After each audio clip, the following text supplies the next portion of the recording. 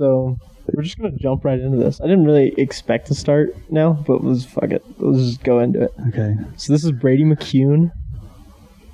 He's a tall guy. You like on the camera, I guarantee you I just look like I'm 5'3", but no. I'll just sit like this the whole time, just make myself comfortable. So I'm really worried my mic isn't loud enough, is it? Oh, I'm just gonna I don't know what's up with these mics, bro, but like they come off so quiet and then I just go in and triple amplify it. That's loud. Sorry. Yeah, it's all good. I'll go in and I'll triple amplify it and then to be able to, because I always hate it when like YouTubers or podcasters and shit, they like make it where you have to have it on full volume just to hear what they're saying. So what I do is I just go way overboard. That way you can have it at half volume and it sounds like you're at full volume. I'll have the mics like down like quiet like this, and then the ads come in and they fucking scream across. It's just like Jesus Christ, just completely different levels. Like, bro, I'll be like watching a YouTube video or listening to a podcast or anything in there on my computer, and she'll just go, "Why'd you turn it up when an ad comes on?" And I'm like, "It has nothing to do with it's just how it is. It is. That's fucking terrible. Turn their stuff up loud enough." I'll be like falling asleep listening to one, and then it'll be like Arby's. And I'm just like, Jesus Christ. It's just like, SeatGeek. Yeah. We want to give a quick shout out, and I'm like, oh my god. Especially my car, because like my car, like I'll have it up pretty loud so I can hear it over the road, and then it's just fucking. I'm just like, have it up pretty loud, and then all of a sudden you hear, "Want a break from the ad?" Yeah, exactly. Yeah, just in case we weren't loud enough. How you been? I hate that question. You want the lie or do you want the truth? We want the truth. We always want the truth. Every time somebody asks me how I'm doing, it's just like, pretty good. I just go home and cry every night. How are you today? I'm like tired. I'm not even tired anymore. I just say it. Yeah, I don't want to go into detail. Exactly. They're like, "Oh, what's wrong?" It's like, I'm just tired. I'm tired, bro. Yeah. I slept 8 hours last night, but I'm tired. Yeah, I went to bed at like 3, and I set my alarm for 10 because I was going to wake up and go to the gym. And my mom called me at like 1 o'clock. She was like, "What the hell are you doing?" And I was like, "Who?" Like, I just woke up. I'm doing laundry. Yeah. She's like, "Aren't you like going to do something today?" And I was like, "Oh yeah, no, I've been doing something." And I was laying in my bed like, I've been sleeping. Yeah. That counts as something. Yeah, my new work schedule has just like messed me up beyond everything. Because I went from working like 7 in the morning to like 5, and now I just like have all the morning to do whatever I want. So I just sleep most of the time. That's how I try not to sleep until like my shift, because then it just feels like I wake up, go to work, come home, and then it just becomes like the Squidward cycle on SpongeBob where he's just. But I don't know, bro. I try. I'm like, bro, I can wake up at 6:45. Get everything done. I can even go catch a round of golf, but then like I haven't played golf in like 2 weeks because I've been grinding this YouTube thing. Like me and Jameson, like I'm recording with Jameson again tonight. Like we're doing a whole thing. We gotta have you on that one too, but you gotta get back into watching sports. Okay. I haven't seen Jameson in forever. Jameson, you're a bitch. Hey, he's part of the YouTube community. He'll 100% watch this. Phoebo, remember that. Bro, it was we have Kason on here. Bro, I need to have Kason on. He has a girlfriend now. I know.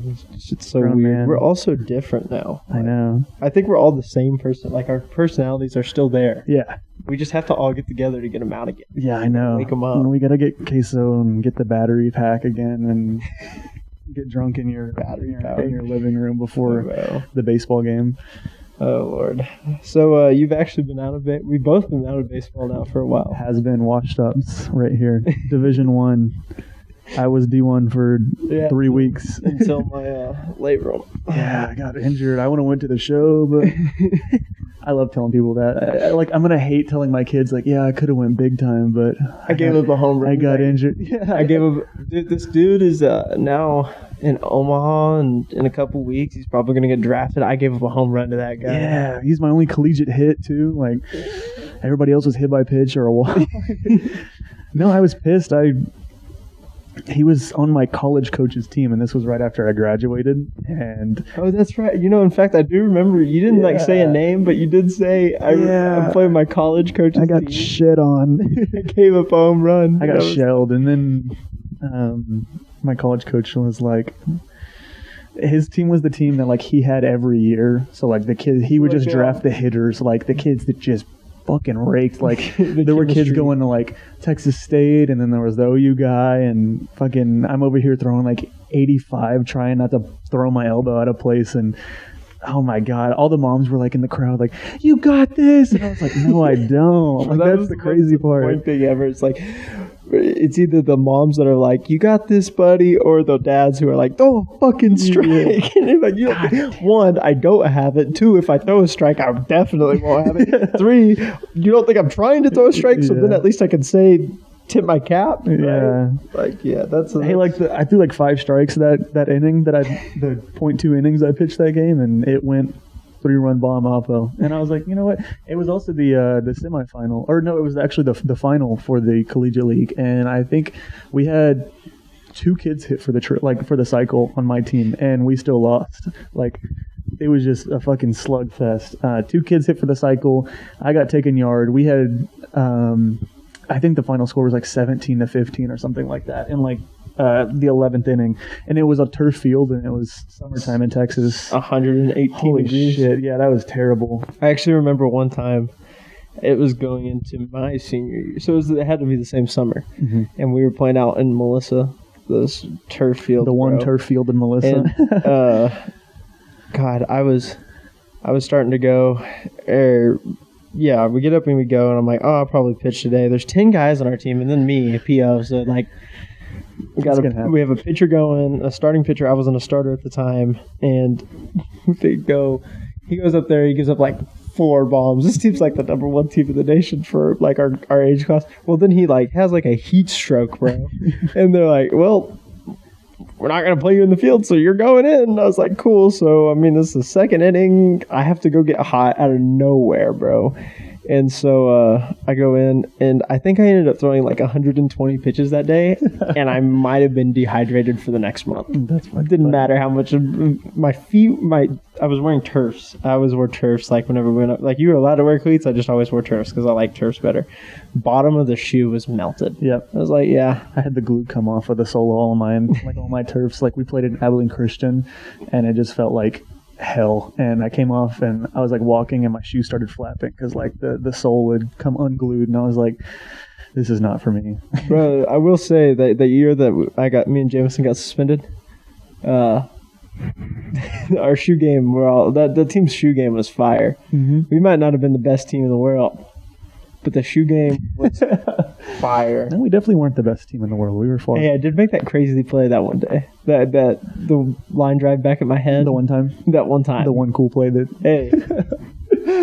It was against the Rangers manager kid. Oh yeah, I remember that. I didn't play that game or any of the other games that year or 4-year span.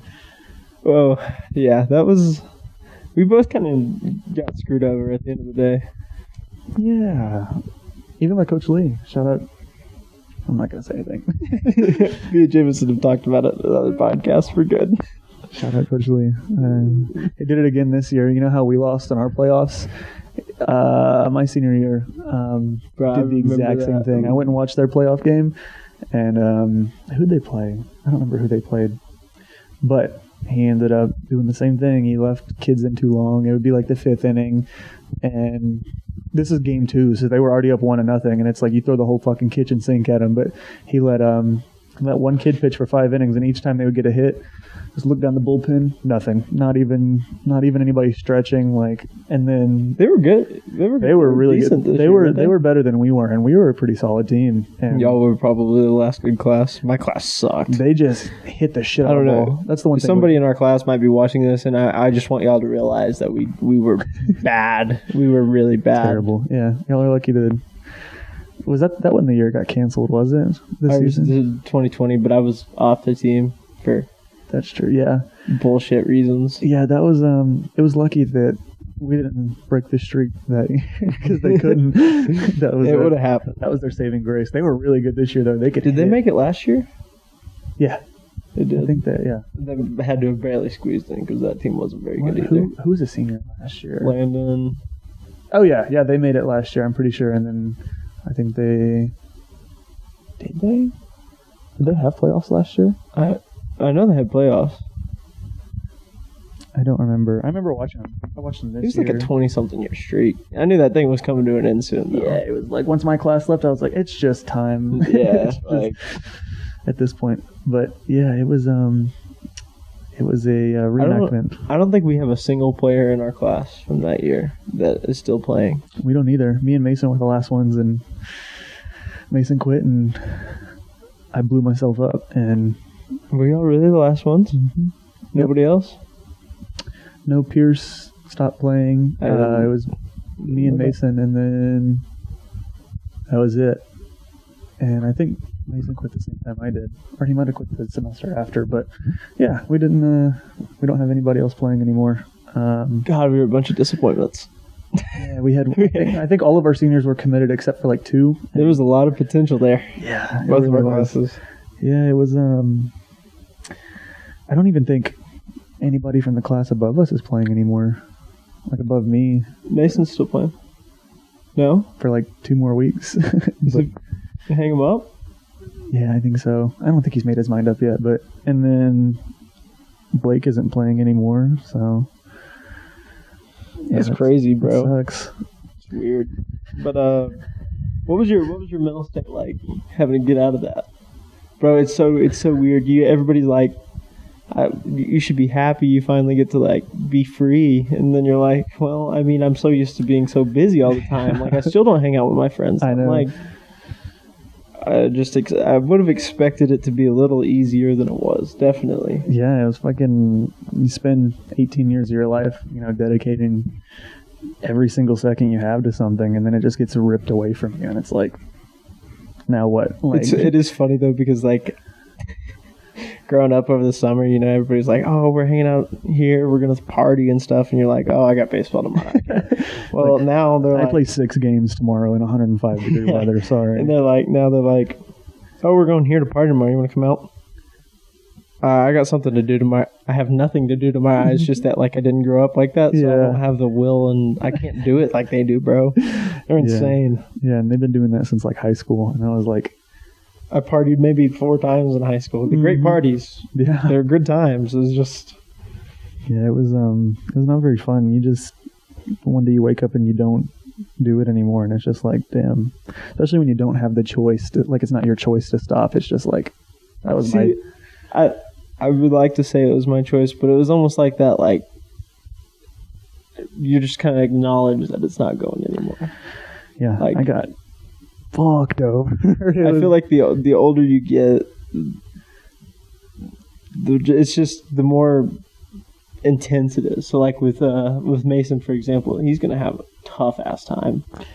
yeah, it was tough enough as it was, because then I just was like, am I even going to go to college anymore? Is it worth going into college? Like, I have to pay for college, which I went for a semester after I quit, and I was like, I'm going right now. All A's right now, baby. I'm thinking about going just like not a full schedule. I think that's where I like messed up, was trying to go like I was a baseball player still. But yeah, it was not fun. I failed the last couple semester, or like the last semester I didn't even like finish. I just failed out, so I'm just kind of working, being a grown man. Oh, I work a lot. Yeah, I took today off just to take today off. Got some homework done. Did nothing all day. It was great. I work like 50 hours a week, I do and too. It's amazing.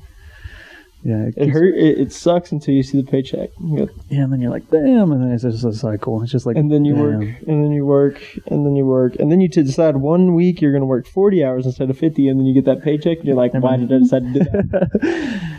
Why did I It's decide like, to do damn, that? it's almost payday, and then it's payday, and you're like, yeah, and then like 2 days later, you're like, damn, it needs to be payday again. I need more money. Yeah, I wish I got paid weekly at my job. That would be nice, just because I feel like it would keep me more comfortable. I feel like I would save a lot better. I definitely don't know how to answer that. I couldn't tell you if it really is or not, because I don't I don't think about it as much. I think it's more of a security thing. I don't know if it actually like helps me save more or anything. It's just like, hey, if something does come up, at least I know I'll have that money back in 7 days or less, like, Yeah. definitely it's a more comfortable thing, because like I couldn't imagine like you need something so important and you got paid yesterday, and all that money's gone because you had to buy that something important. Now you're like, man, 2 weeks. Yeah, wait, that's why I always keep I keep at least half a paycheck in savings just for like emergency purposes. But like right now, I don't get paid. I get paid tomorrow. Actually, that'd be cool. But I get paid tomorrow as well. I had to get gas yesterday, and I was like, I've been using credit card for that. That was the most adult feeling right there. Yeah, because like obviously you're playing baseball in college and stuff. You don't have a job, so you can't get a credit card. Yeah. So you're like, oh, I'm kind of stuck. Well, the second I was done with baseball, I was like, I'm gonna get a credit card and I'm gonna start building that thing because I want to eventually, do all the normal stuff. And bro, the most adult thing ever was I opened that credit card and see the fact that I had a $300 credit limit. I'm like, what am I even supposed to do with that, bro? They fucked me up. I don't know how, but I guess it's because I had a job for a while, but they gave me a $1,500 credit limit for my first card. Mine got bumped up $250 the other day, and that was the best feeling on earth. I will never get that high because all I do is I literally only use it for gas. I figured that was until it's like a decent size, then I can start putting the bills on it and stuff and then start really building it. But I was like, I just got to let it last until I can afford that because obviously $550 is not going to get it done right now. Yeah, $1,500 was a mistake. I was like, no, I'll just throw it on the credit card. I've got money left on the credit card. And then I go and look at my credit report, which is fucking old. Like I'm an old person. I look at my credit report now, and it's like, you've overused your credit this month, and I'm like, fuck. I see that all the time. Like, what am I supposed to do with a $300 limit, bro? It's like, yeah, exactly. You're supposed to use 33% or less. One tank of gas. It's $100. Yeah, literally. It's like, what the fuck is even the point? Like, go out to dinner one time, and it's just like then it'll crash for 1 week, go down like 100 points, and you look again 2 weeks later, and it's all of a sudden. In fact, this would be a fun thing right now. My report or my credit score updates today. I think mine does too, or it updated the 7th or something. I haven't. Mine checked updated the 14th. Was the next checking your credit score? See that? Yeah. See that? I have $33 right now in my bank account. So. You see that? That's out there now. Let's see it. Show me. Drum roll. 300. It didn't move. Yeah, mine didn't either. It literally didn't change. It's been at the same place. We don't have to go into that detail. You see that though? 100% made on time. We like that. I just don't know what I'm supposed to do.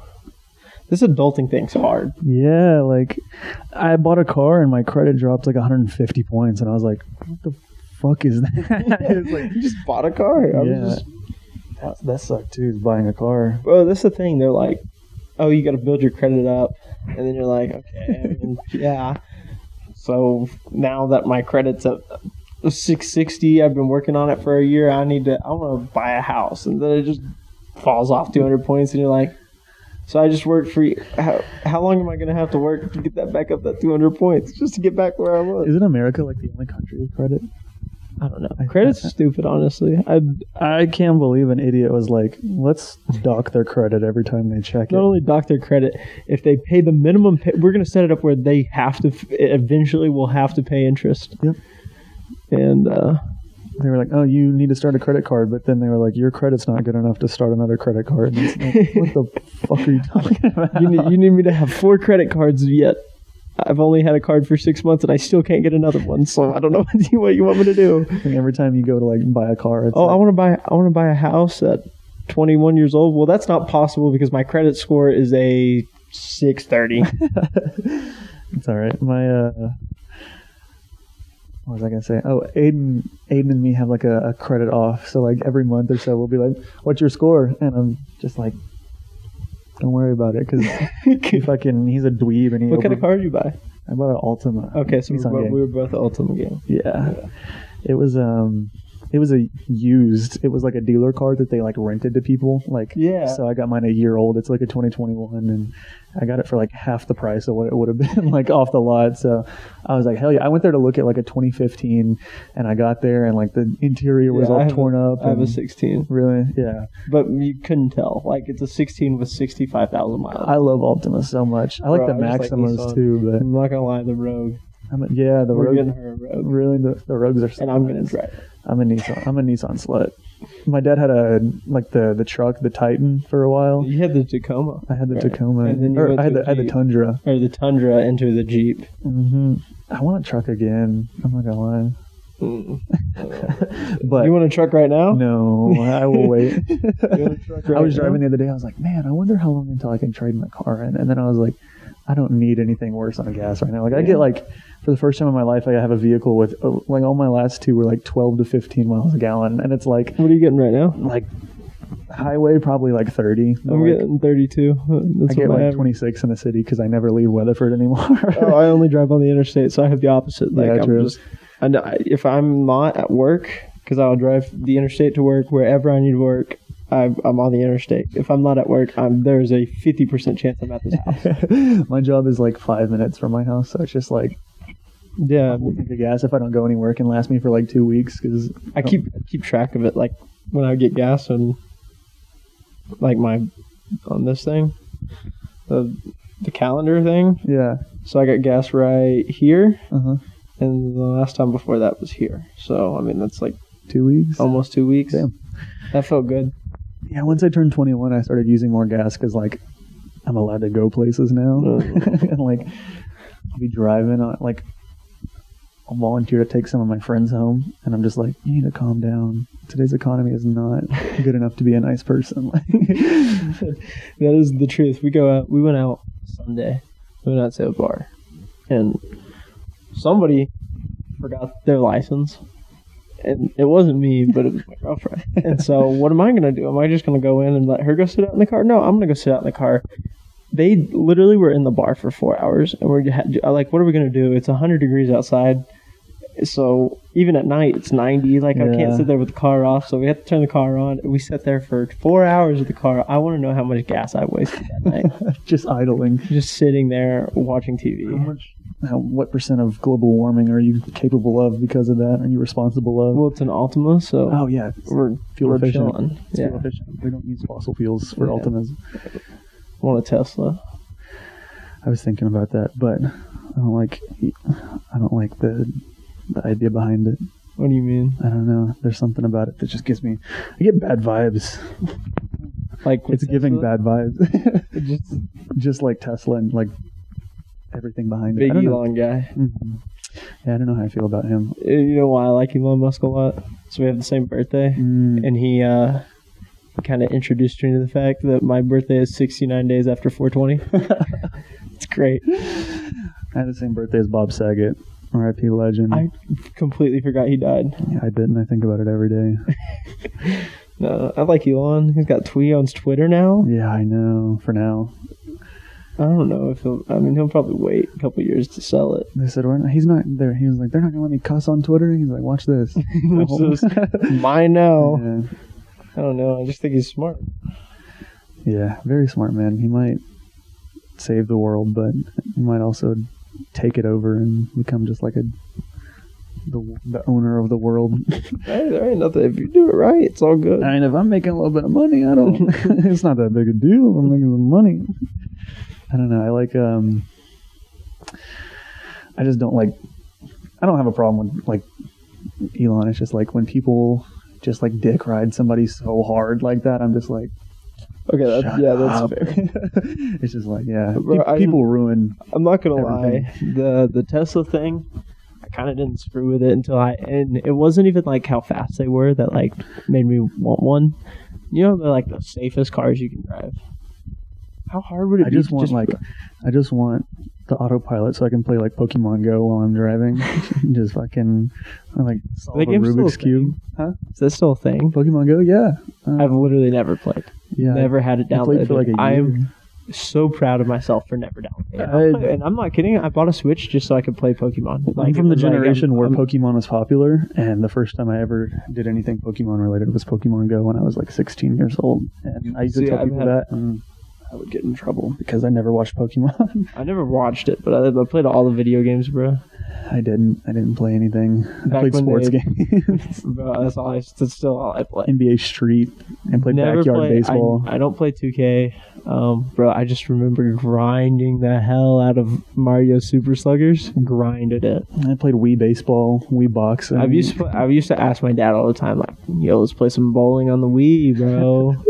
Wii Sports. I swear to God, they could have just bought the Wii and left the game that it came with, and like I would have been happy. I would have never asked for another game. Didn't need no Guitar Hero, no nothing. I just played Wii Sports and then Wii Sports Resort. And then the Resort came out. Yeah, and different. Like, oh my god, different ball game. Wii Sports golf. Their golf, Wii Sports Resort. I need to get a Wii in here, or I just need to have like a game night on YouTube. That'd be so sick. The little balance board or whatever it was that you could you could stand on it, and you could do yoga and shit. It's like nobody's using that for yoga. We were playing skiing on Wii Sports Resort. Yeah, that was better than MLB The Show, 100%. Definitely better than Madden. It definitely has Madden beat.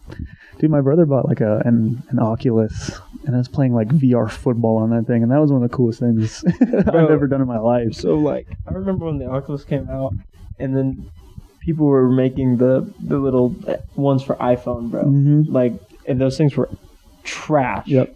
And so that was just my like thought with it. Was just that it's it was bullshit. Just suck, like I don't know what you're talking about. And then I put one on for the first time. I'm like, what the fuck is this, bro? And so then I've seen a lot of my friends have been getting them, and they've been simulating golf on it. I was like, I just want to buy a freaking simulator, bro. I think they're so expensive, but if I can afford a house eventually and I have a garage, give it a year and a half, I will have a whole simulator. There will not be a car allowed in there because I'll never go anywhere. I'll just play there. You get one of those hit tracks machines like D-Bat has too. Dude, I threw for the first time since I quit the other day. Like 10 throws in, I was like, I'm good. Like I was throwing a softball with Kelsey, my friend, and she was like, I was like throwing soft toss and everything, and she's like, you want to throw? And I was like, yeah, for sure. Like it's, I work out all the time. Like I'm still in good shape. So I threw like 60 feet, and then after that, I was just like the whole time I was like, oh my god, I felt like I don't know how like Coach Lee did it. 50 years old, throwing 200 balls a day, dude. I threw like. You tried to swing like a fungo or anything since you've been done? I swung her softball bat the other day at D-Bat, and I woke up the next day, my back was like. How like Coach Adams would hit those piss missiles down the third baseline with that thing? No idea. No idea. All the props. Yeah, I mean, he couldn't get it that far, but like. I mean, but if it was on the ground, he could. Yeah, that was I hated hitting fungo. That was like the worst thing in the world because I sucked at it. I was really bad at it. It's an art. Yeah, it's harder than normal hitting. Quote me on that. Speaking of art, bro, I remember you said you were telling me the idea of your first tattoo. Yeah. And now you have 1, 2, 3, 6. 4, 5. I only see 5. Oh, there's one right there. Okay, there's 6. Yeah. 6. And one across my chest that just says chest, but nobody gets to see that one. Yeah, Did you ever get the TV one? Yeah.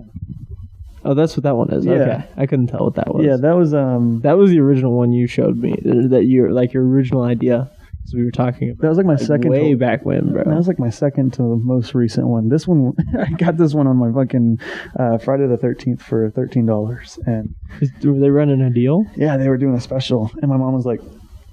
Come up here and just get one. And I was like, fuck it. Is it just a smiley face and it's like a shell?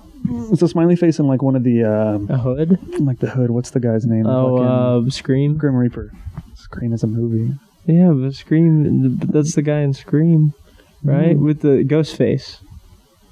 I don't know, but this is like a... My brain hurts. I watched the new Scream movie, though. Do you know who Jenna Ortega is? No. What's that movie? What's that show she's on? I also watched did you watch the new Yeah, it's not the same hood, but that okay, guy. That's close. Yeah. Yeah, I could see it. Yeah. I don't know. I don't. My mom tells me it looks just like an uncircumcised just like penis. So I call it like a pussy because it's like And that's I just thought it was a shell. Yeah, I don't really know what it was. I was like, oh, that looks dope, and now I kind of regret it. But Do you have any like meaningful one? Well, I know the one on your right arm's meaningful. this one's my grandpa. This one's my best friend that died. Yeah. I drew this one myself, and then my artist was like, "No, it's pretty cool." That was just like my mental health thing that I reminded myself about. And then this one I saw on TikTok. I was like, "That's pretty fucking sick. Let's do it." And I did it like the next day. I texted my artist. I was like, "This shit is dope," and he was like, I have that same one, so I agree. And I was like, that's perfect. I don't need any more convincing. And then this one's just a Mac Miller album cover. They kind of go together. Bro, I wanted to get an album cover. I just don't know which one. You should just get the I want to get the Juice one, the car with the middle finger. You should just get like that AC/DC one that's just a black square. So Black people and are like, you're like, what is that shit? And you're like, AC/DC, bro. AC/DC, are you uncultured swine? Yeah, I know, right? I want to get like more of them, but like I just did so many at once. I was like, I don't know if I want any more. I still have a whopping one. Yeah, the one me and Jameson have. Yeah. Yeah, I was like, each time I get drunk, I'm like, let's go get fucking tattoos. And then I wake up the next day, I'm like, thank God. I didn't go get tattoos tonight? Yeah, it's just like me and my buddy Zach in college, like the first time we all like partied together, it was like 3 a.m. in his apartment, and our mascot was like the Thunder Ducks or whatever, and for 2 hours we called tattoo shops, and I'm so glad none of them were open because you were gonna get one. We were gonna get ass tats of the Thunder Duck mascot matching, like at the same time. He was gonna get one on one cheek and I was gonna get it on the other, and we sat there calling like 15 different ones, and he was like, so like how much would it be? And all the tattoo shops were like, probably like $200. And I was like, that's fucking stupid. Like, so shout out all the tattoo shops that shut us down, because I would be stuck with the ugliest fucking drunk tattoo of my life. I'm so scared one day I'm gonna get just like super intoxicated and wake up to just like a face tattoo. Like it'd just be like, oh no. That's like the one thing I would never do. No face tattoo, no neck tattoo. I'm so glad my friends are like, anytime I'm drunk, I'll make jokes. But I think I made a joke about it on Sunday, and they're just like, shut up, bro. Yeah. Shut up. See, my friends are stupid, so they'll do what I'll do, and I'll be like, who wants tattoos? And we'll be like, hell yeah. And then like, I'll, like 5 minutes later, just forget about it. So I'm glad I'm like, I'm glad I'm not, because if I did that every time I said it, I would probably be covered. I would be terrible. I'd probably have stupid shit like a Barbie on my leg or something like that, or fucking like a whale on my arm or something. But I've always wanted like the Fernandez 16, the old Marlins font. I wanted that one. I've like thought about it. I think it'd be cool. I'm just too much of a bitch to like have them all over me, but like all 30 MLB logos.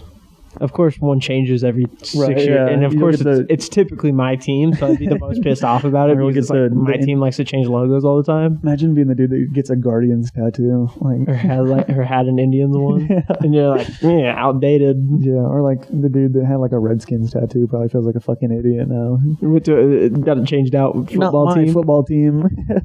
What's aren't they like the Commanders? The Commanders, which is kind of cool. Oh my god, I don't know. That was by far the worst choice they had. Yeah, they had stupid as the Guardians. They had the Commanders, the Red Wolves. That one was fire. I don't know if you saw like the drops for those. Mm-hmm. Oh my gosh, it had like the W. So you know how they went with like the Capitol building in the W? It was a wolf in the W, and it is pretty sick. That's kind of cool. I think it's funny how like I don't know if I want to get political. Actually, never mind. Just white people. 1 second, bro. Load.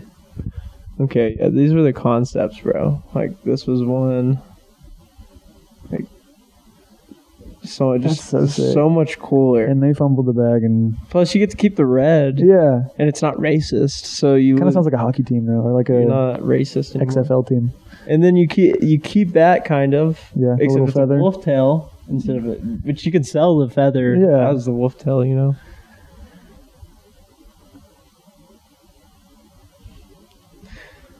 Oh,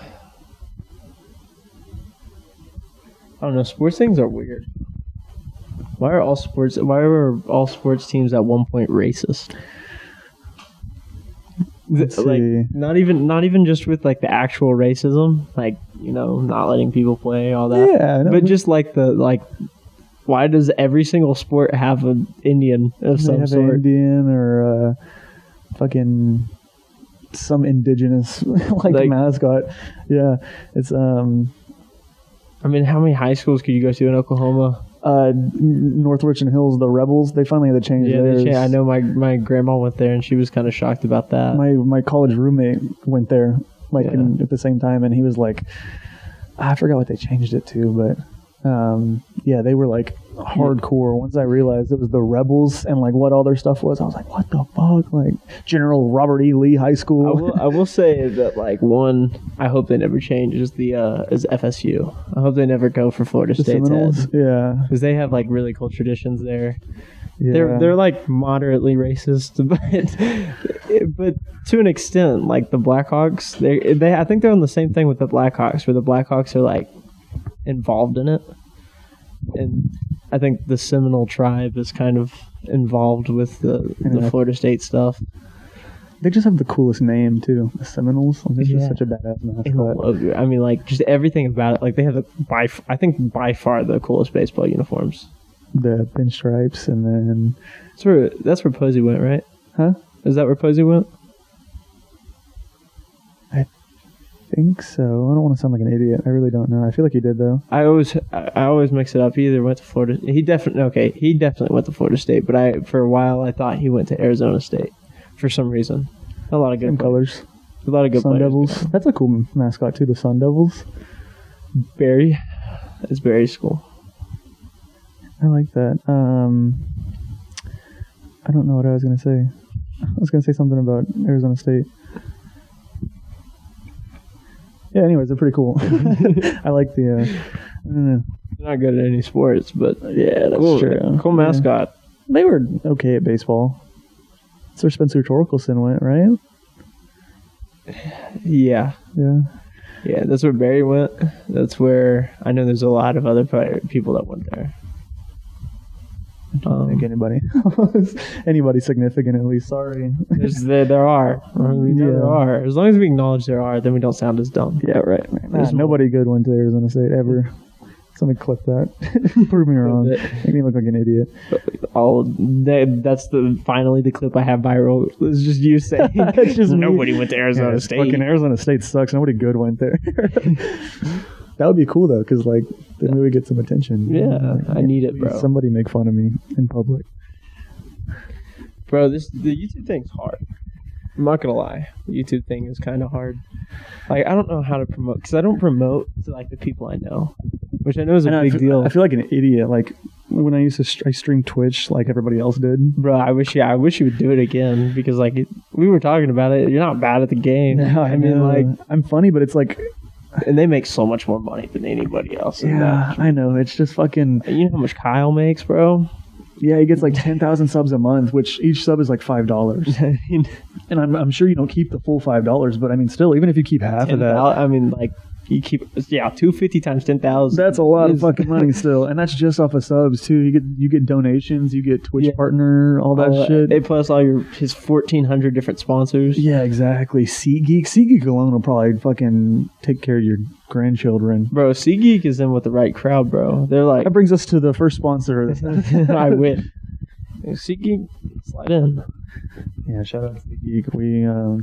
We love you. Please sponsor all of us. We need but I have sponsors. I've talked to sponsors, and like I'm not big at all. And some of them will tell me that like when you're talking about like sports channels, all your viewers are a lot more dedicated.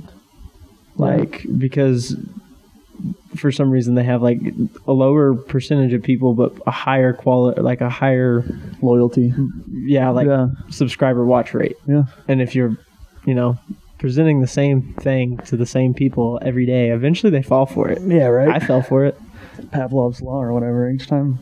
Like, I don't know what that is. Do you know who Jarek Carabas is? Yeah. I listen to his podcast. Not even a Red Sox fan, but I listen to his with Dallas Braden too. But I listen to his Red Sox one too because I think he's really good at what he does.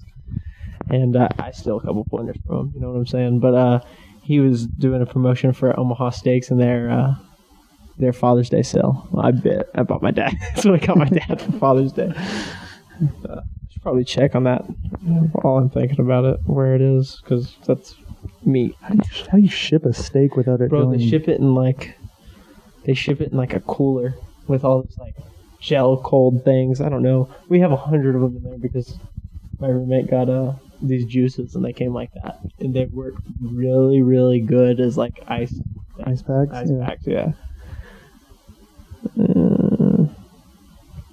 Is on a freezer truck right now, according to. Oh yeah, that makes sense that they would. Oh yeah, but then like it'll stay cool for like however long, just because of the little ice pack. I just thought they kind of tossed it in a cardboard box and was like, it'll cook by the time it's sent to you. That's smart.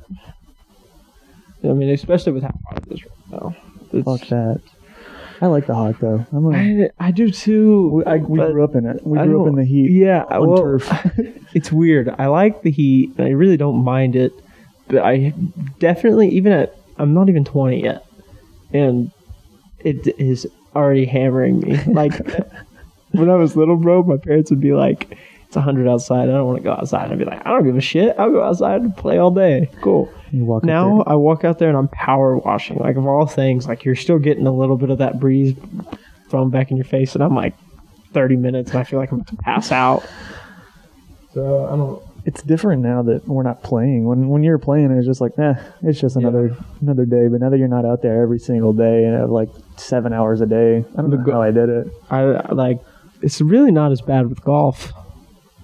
But it's like low amount of movement. Yeah, right. I mean, like, hop back in the cart, get a drink, whatever. Plus, I play so early in the morning. Right. Yeah, those were the best games. Like baseball games. Oh, the first game. It'd suck. You're like, I have to wake up at 5 in the morning, and then you're done by noon, and you have the rest. You get there, and the dew is still on the field and everything, and it's not 500 fucking degrees. Or you would play an 8 o'clock game, and then you'd play a 12 o'clock game or an 11 o'clock game right after that. Peak like hotness of the day, and you're just like, by the end of it, I've already been going for 12 hours, and guess what? We won that game, so we have to come back out here tomorrow. Exactly. Bro. Yeah, muscles are cramping that you know like could cramp. I miss baseball.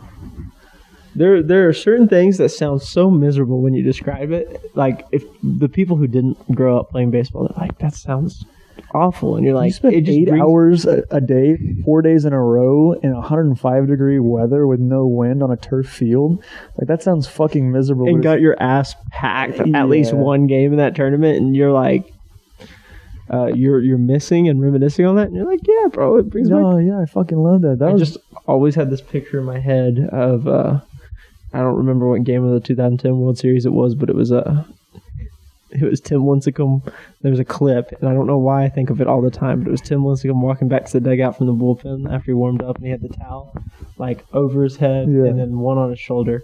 And so I specifically during summer baseball, I'd bring 2 towels with me so I could do that. Like it looked like Tim Lincecum walking up. Tim Lincecum was my idol. He's the reason I wore number 55 up until high school. Yeah, my dad called me the Freak too, and I thought I was so cool, but I was like double his height by the time I was 12. I was like nothing like him, but I just thought it was so cool. Same thing with Cliff Lee. Cliff Lee was like my icon when I was little. They talk about, like, I know we're not like specifically talking about sports, but like some of these guys that we look back on now that kind of just flared up in success,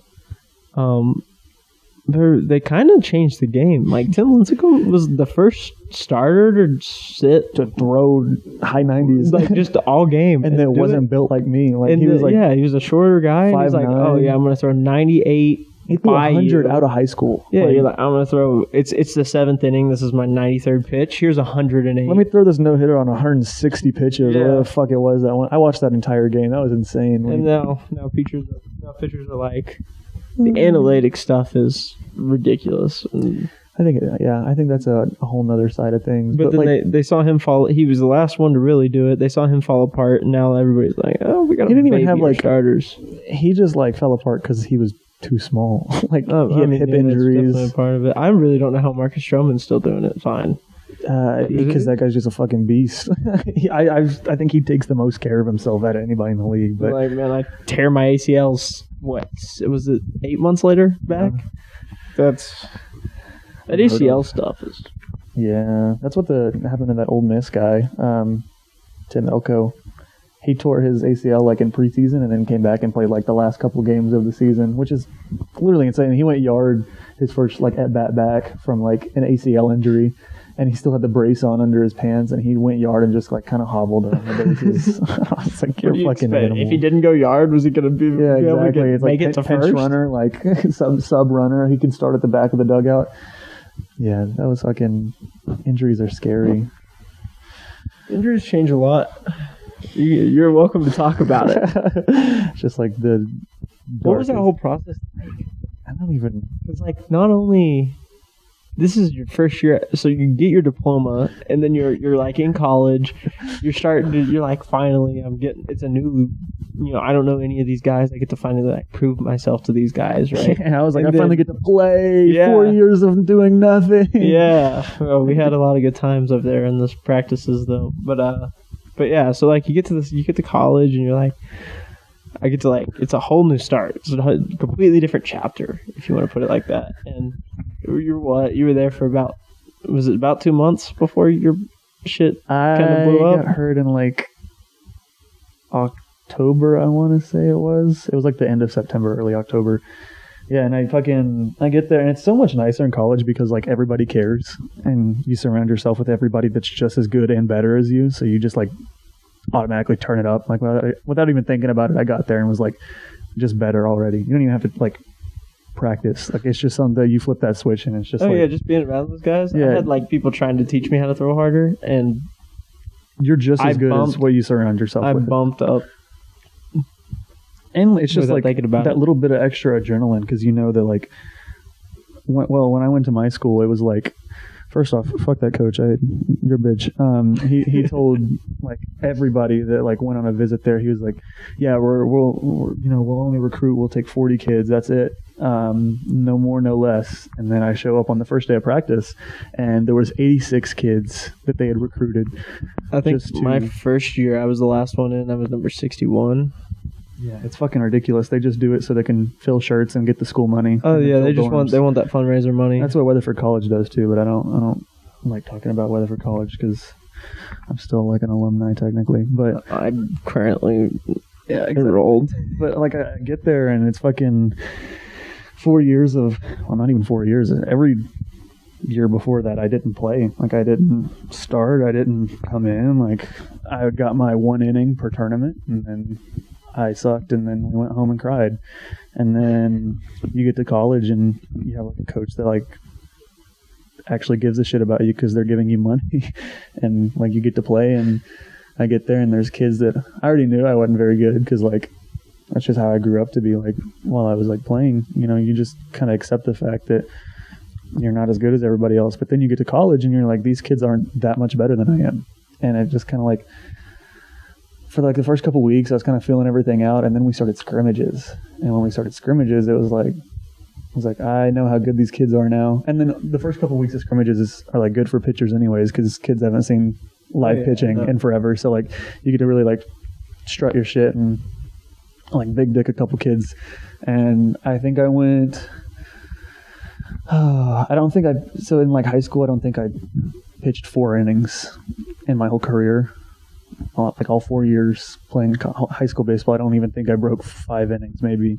And then I pitched 36 innings in my first like month and a half of college baseball, and I didn't give up a single hit. I might have walked like 2 kids, inter squads, and then we would play like other college teams and shit like that. But I went like 36 innings, no hits, like 2 or 3 walks maybe, because it's just part of it or whatever. And then it was like the elbow thing just come with baseball. Like everybody's elbows hurt. So I grew up for like 5-6 years just like, it's just elbow pain. It's just part of it. It's just part of it. I'll just shake it off and just OD on Advil before every game. And then you learn what Tiger Balm is, and you're just like, hell yeah. Tiger Balm was a lifesaver in college. And then it's just like, I was getting really good, fucking all those innings, no hits. I was getting up there like 88, 89, like topping out at. And then one day I was just like, damn, it really hurts today. I did my normal stuff, and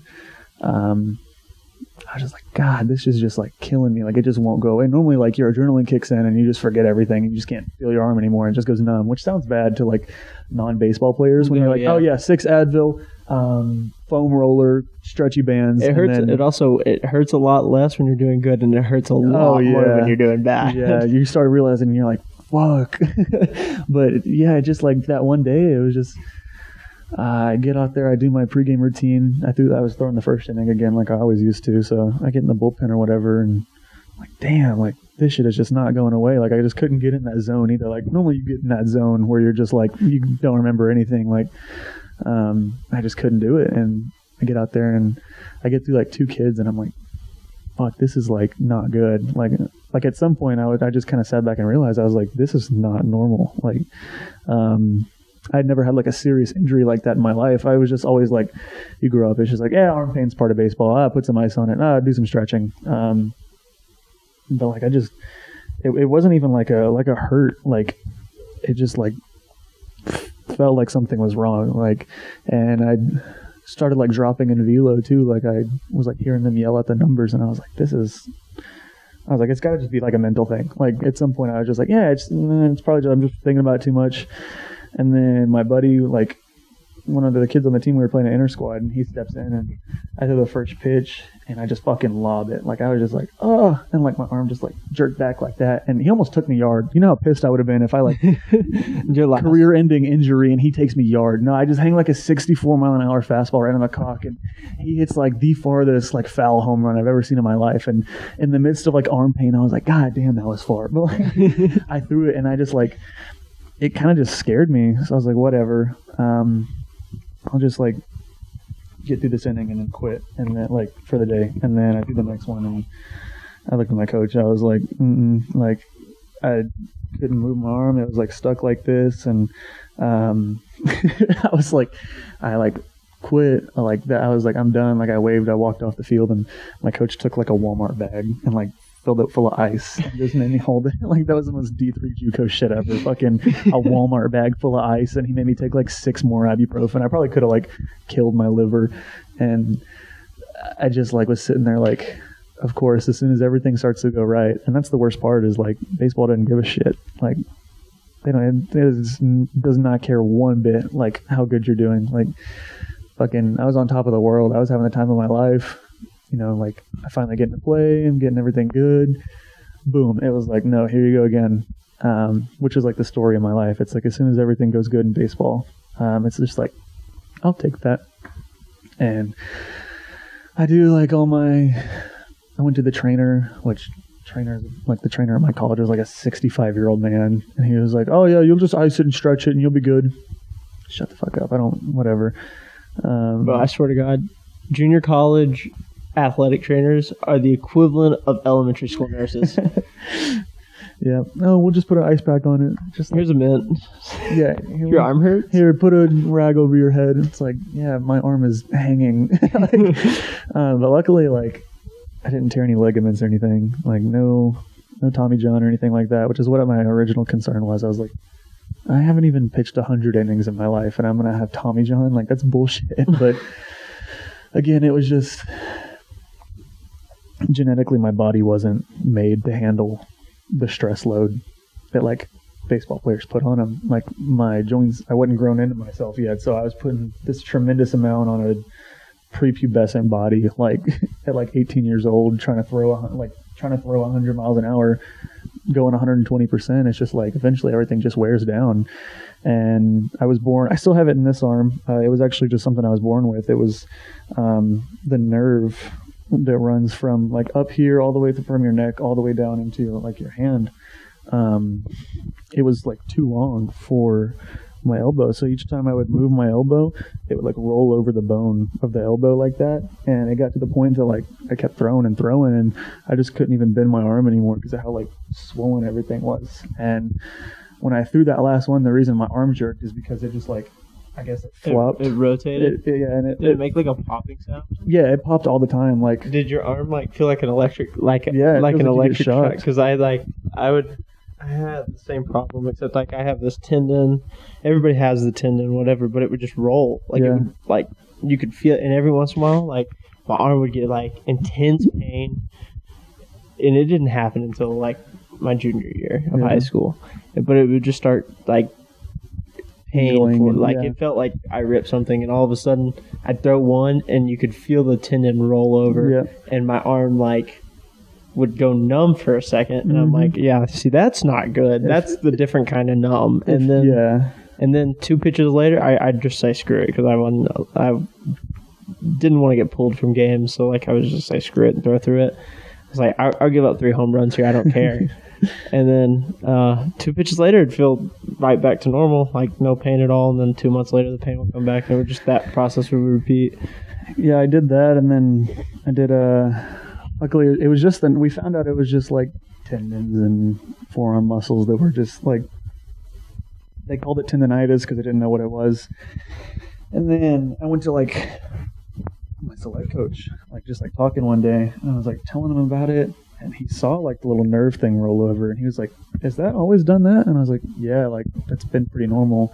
And then I did it again, and he almost like threw up because like it was just moving so much. He was like, "That's not formal, like you need to get that checked out." I was like, yeah, whatever, I'll do that, shut up, coach. And I do my rehab in Dallas with like this sports therapist for the Rangers, and I start to feel a little bit better or whatever. And then like in the middle of my therapy, my dad's just like, you know, what if we just take this time to go to a different school? And I'm just like, no, that's not a terrible idea. I didn't like the school. Well, I like the school and I love my teammates, but like the coach and the way that the coach and the team was like handled, I didn't like at all. Again, JT, you're a bitch. And I was just like, yeah, that's not a bad idea. So then I start talking to like one of my old pitching coaches from high school is a scout for like minor leaguers and stuff, and he put me on with like the Ranger coach, and I transferred or whatever, which transferring is already scary enough as it is, like in the middle of a year, like right before a season. And then on top of that, I'm injured and I haven't thrown in like 2 months, and I keep doing rehab there or whatever. And, I'm starting to feel better. And then I was like, okay, I'm ready. I'm ready for like my first pin back. Super excited, fucking finally. Like, Jesus, that was like the shittiest 2 months of my life, which is what I thought. I was like, that was the shittiest 2 months at the time. And then I get up there and I start throwing. I'm feeling super good. So I kick it up a little more. Like, I was probably like 70%. And then I kick it up a little more, and it happened again, like in the middle of my bullpen. And I was just like, I can't do it. So I went back to the doctor, and I was like, I can't do it. And then I told him about the nerve thing, and he's like, yeah, that's definitely not supposed to happen. And then I ended up just saying fuck it, and I had surgery, and they went in and they like cut a piece of like tendon out of my forearm, and they moved the nerve permanently, and then like basically sewed it into place so it wouldn't move anymore. So that sucked. I had that surgery, and then the week after is when COVID hit. So I'm just in like the biggest midlife crisis as an 18-year-old, and I'm fucking sitting there in my room like, not only does nobody know what the hell's going to happen with the world, but I was like, what am I going to do? Like, I started going to rehab for a little while after my surgery. Well, actually, I had to have a second surgery on the same thing because it got fucked up the first time and didn't heal all the way, and my arm exploded while I was walking down the road. Scariest shit ever. I was just walking, elbow just grows and to like the size of like a fucking softball. So I had to have a second emergency surgery on that. Finally, after all that shit like heals up, I go to rehab somewhere in Arlington. I drove there like every morning before school at like 5 a.m. I start doing that, and then they like implement the mask mandate, and I was like, cool, whatever, just let me play baseball. And then they shut everything down permanently. So there I am, like 2 months post-surgery, nowhere to go, nowhere to work, nowhere to work out, nowhere to do rehab stuff. Like, it's just like everything at once was just like straight downhill. And then I start sitting there, and that's when like the first thoughts hit you, like, what if I never play again? And then you're like, nah, like that's not possible. And then it starts to become more and more realistic when everything stays closed down. And like 4 months into it, I'm sitting in my room, you know, still barely able to bend my arm all the way. And I'm like, no, I'll just like, when everything opens back up, I'll just like work my ass off, get caught up again. And then everything opens back up and you find out like all these kids have been like still working out and like all that stuff through all the shutdown, but I couldn't because I couldn't move my arm all the way. And all these kids are like still in baseball shape and I wasn't. And at that point, I just like went back for a little while and I was like, I sat down one night and I was like, I was already so far behind everybody before the injury. Like you grow up, you know, scratching and clawing for everything. And then you barely scrape by every time. And then that happened. And it's like, well, now everybody's just that much farther ahead of me. And I had to make the decision, like, am I going to sit there and, you know, just dig myself a deeper hole and try to get back? Or am I just going to, like, hang it up? And, like, for months, I just debated and debated while I was just, like, working out and trying to get back into shape and trying to throw. I just couldn't get back into the proper shape. Like, my body just couldn't handle it anymore. It just started shutting down because of how long I had off. And it was just, like, I don't know, at one point I just kind of had to sit there and I just started crying and I was like I just got to call it before it gets any worse than it already is. And I was talking to coaches at the time too, like while I was hurt, they were like, yeah, you can come play for us. Like once you get better, like come play for us. Like I had St. Edward's in Austin, which is like a really nice D2 school. I was even talking to Texas State coach at the time. Texas Wesleyan actually offered me and told me that I had a spot. I was like, yeah, that's perfect. Like, that's the perfect place to go after an injury is like a smaller, chill school, NAIA, which they're still cold as hell. But I had to tell all those coaches, I was like, I just can't.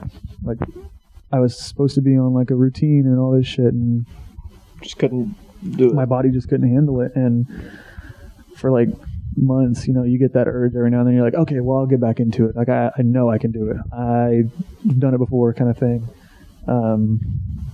And at some point, I just kind of gave up.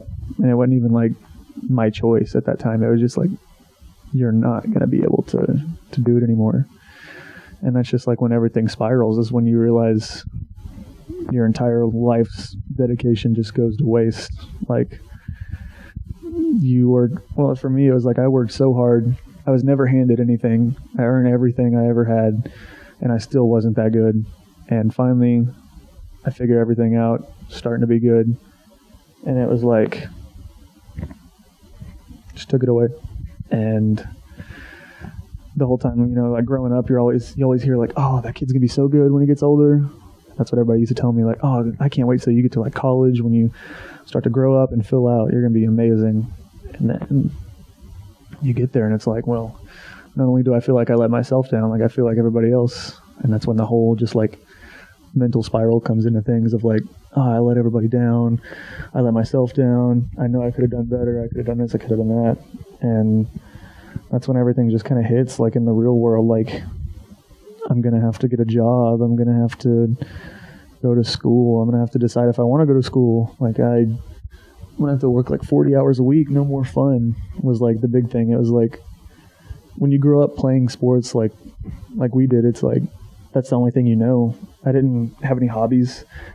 People ask you, like, what's your hobby? You're like, I play baseball. And you're like, no, like, what do you do outside of that? Well, there is no outside of that. It's school, baseball. It's school, baseball, sleep. And I, like, for the first 3 or 4 months, you know, I just fell in this, like, deep depression. Like nothing I had ever felt before. Like, I've struggled with anxiety for like a long time. Like before that, you know, going to college, obviously everybody's anxious, but like, I went to like a therapist for a little while in college, like a sports therapist. And, then everything just kind of hit at once. And then, you know, with COVID, you have to sit inside for hours on end with just your brain. And then everything just gets taken away. And I'm just sitting there just beating myself down. Like, you're a failure. You wasted 18 years of not only your time and money, but your parents' time and money. And like, for what? You didn't even graduate college. Like, you're just going to be a fucking loser now. And that's when the spiral just starts. And then, you know, you just got to come to terms with, that's the hardest thing, is like finding what you like outside of baseball, because you never had time to do that like before. And like as much as it sucks, once you finally get over that hump of like, this sucks so bad, you finally start to realize like who you are. Like, I loved every minute of playing baseball, but like looking back, I was probably so boring. It's just like 24/7 baseball. Like there's a reason I didn't have friends outside of baseball, because I didn't do anything. So it's like, you find out, oh, I kind of like doing this, or like for me, it was like, I kind of like, photography. That's pretty fun. I like animals and like going fishing and stuff like that. And like, it takes a long time, but for me, I was like happy it happened when it did, because if I was 24 graduating college trying to get drafted, and then I realized like, oh shit, what am I going to do? As much as it sucked and as much as I just completely destroyed my brain, I was like, if this wouldn't have happened when it did, I don't know what would have happened. Like, it's just like, it's going to happen to everybody eventually that plays sports. You got to realize, some people don't care because some people don't like it, but like, I don't know. I just, when it hits you, when you care, like the people who care, and like who always, again, like sports doesn't care. Like, doesn't matter what sport you play, there's no emotion behind it. It's just like, nobody gives a shit. It's on to the next. Yeah, it's like there's a million other you in your sport. Yeah, and who gives a shit? It's like 0.8% or whatever it is of kids that play college ball make the majors, and it's just like, and then what? Like every kid, like every day a kid goes through like what you went through, and it's just like, who cares? That's another hard thing you got to deal with, is like, people aren't going to sit there and baby you like after it happens, because my parents, it happened to them. They were like, they go through like not being able to play anymore, and they're like, oh, it's good for you. It just really hits hard. It hit hard for me because, like I said, I was never the kid that was good. So it was like, I was always the kid that got made fun of because of how bad I was. Like, I was the kid that like started playing and everybody was like, oh, here we go. Like, embarrassing. Like, first four, like all through high school, just, I got embarrassed to play because of how bad it was. And then, you start to get good, and I started enjoying baseball. Like, I had a great time. I had something to look forward to every day instead of being like, oh, I have to go to practice. It was like, I get to go to practice. It was like, I'm having the best time of my life. I live by myself. I'm in college. I'm hanging out with friends. We're going to bars and parties, and I'm having the best time I've ever had playing baseball. And then it's just like, not anymore. And it's just like the biggest slap in the face, like the biggest fuck you from like the world that you can ever have. And it sucks that everybody has to go through it to play sports. And then there's the select few that don't. But I mean, even if you were to go all the way, I'm sure it's just as hard to quit then as it is. Yeah. Even if you are 40 years old. Yeah, exactly. Like, I'm kind of glad I'm not one of those kids that are just like still trying to play. Like, nothing against those people that are like, never give up, never give up. But it's at one point I just had to realize, like, my life isn't a movie. Like, this isn't a movie about the kid that makes it after X many years of not playing. And it's just like, once you come to terms with it, it doesn't get any easier, but it's just not as foreign as what it was. Like, I still sit in my room and think, damn, what could have been, which is everybody's saying. It's like, oh man, what could have been? But I think the biggest like transformation thing for me was like, it wasn't really like this in high school, but once I got to college, it was like your friends. So I mean, I was kind of a different case. It felt like a lot of the kids determined how they felt about somebody, about like with how good they were at baseball, right? And like I don't know, I felt like growing up through high school I was pretty decent, and then once I got to college, it's kind of the same thing you went through high school. Like, I did everything. Because in high school, bro, it was all kind of like, I threw a ball, bro. Like, nothing outside of that. I didn't really give a shit about lifting weights and all that. But then I got to college my freshman year. I went in. My roommate became one of my best friends. I go in weighing 220 something, And I'm like, that's not going to work. Like, beyond the baseball thing, I want to make good grades, and that weight thing isn't going to work. And then I come back in December.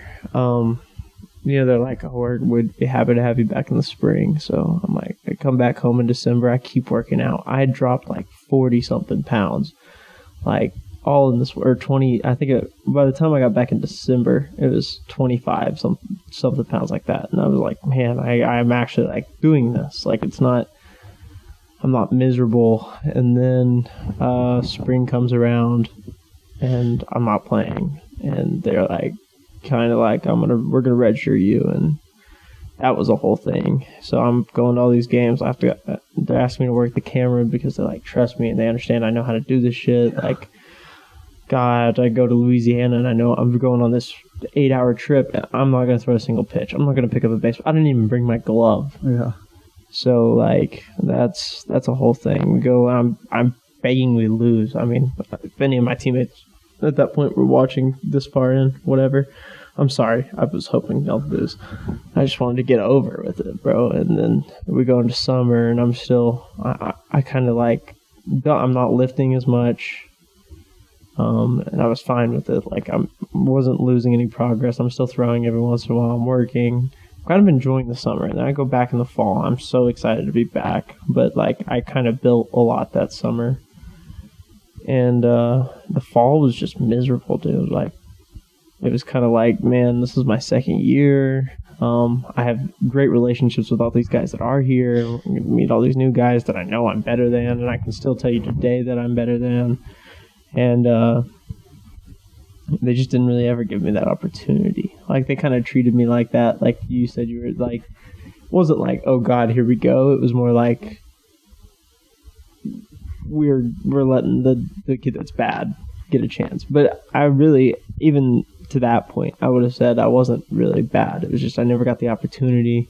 And so I took every single opportunity as like, you got to do this here. Put so much pressure on myself, and that screwed me over. And then like we came to the end, and I'm just like, God, last fall I was, depression was horrible. Like, I'm staying up all night playing video games, and I'm not going to class because I don't give a shit at that point. Like, I'm just ready to get out of there, come home and do this whole thing. And even got home, and I wasn't really that happy for like 3 months, which is the whole thing sucks. And then it kind of took me getting back into the whole YouTube thing to get really happy. It kind of gave me a purpose. And then even then ran into it just last week, ran into like a rut where I'm like, no motivation. And it feels like it took baseball motivated me further than anything else could have, which is so unfortunate when that, like, even though I would decided to put it down, I felt the same way you did about letting other people down, because it was like,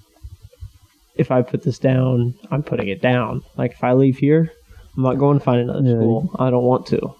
I'm ready to be done. It put such a bad taste in my mouth with that. And it's like, sometimes you got to think about all of the good times in order to remember how, like, why you love baseball. You're like sitting here in a college dorm room getting shit on, and you're like, man, the whole reason I'm here right now is because back in high school, I had all these friends that I came really close with, and we had good times on and off the field, even though they were the only people I hung out with, because they understood that I got a baseball. Like, that's all I have right now. And once you put that down, it was such a struggle for me. Like, specifically me, even still, like, I've been out of baseball for 6 months, and I still, I'm watching every single MLB game I can. Like, I pay attention so heavy to that stuff because it's like the fun.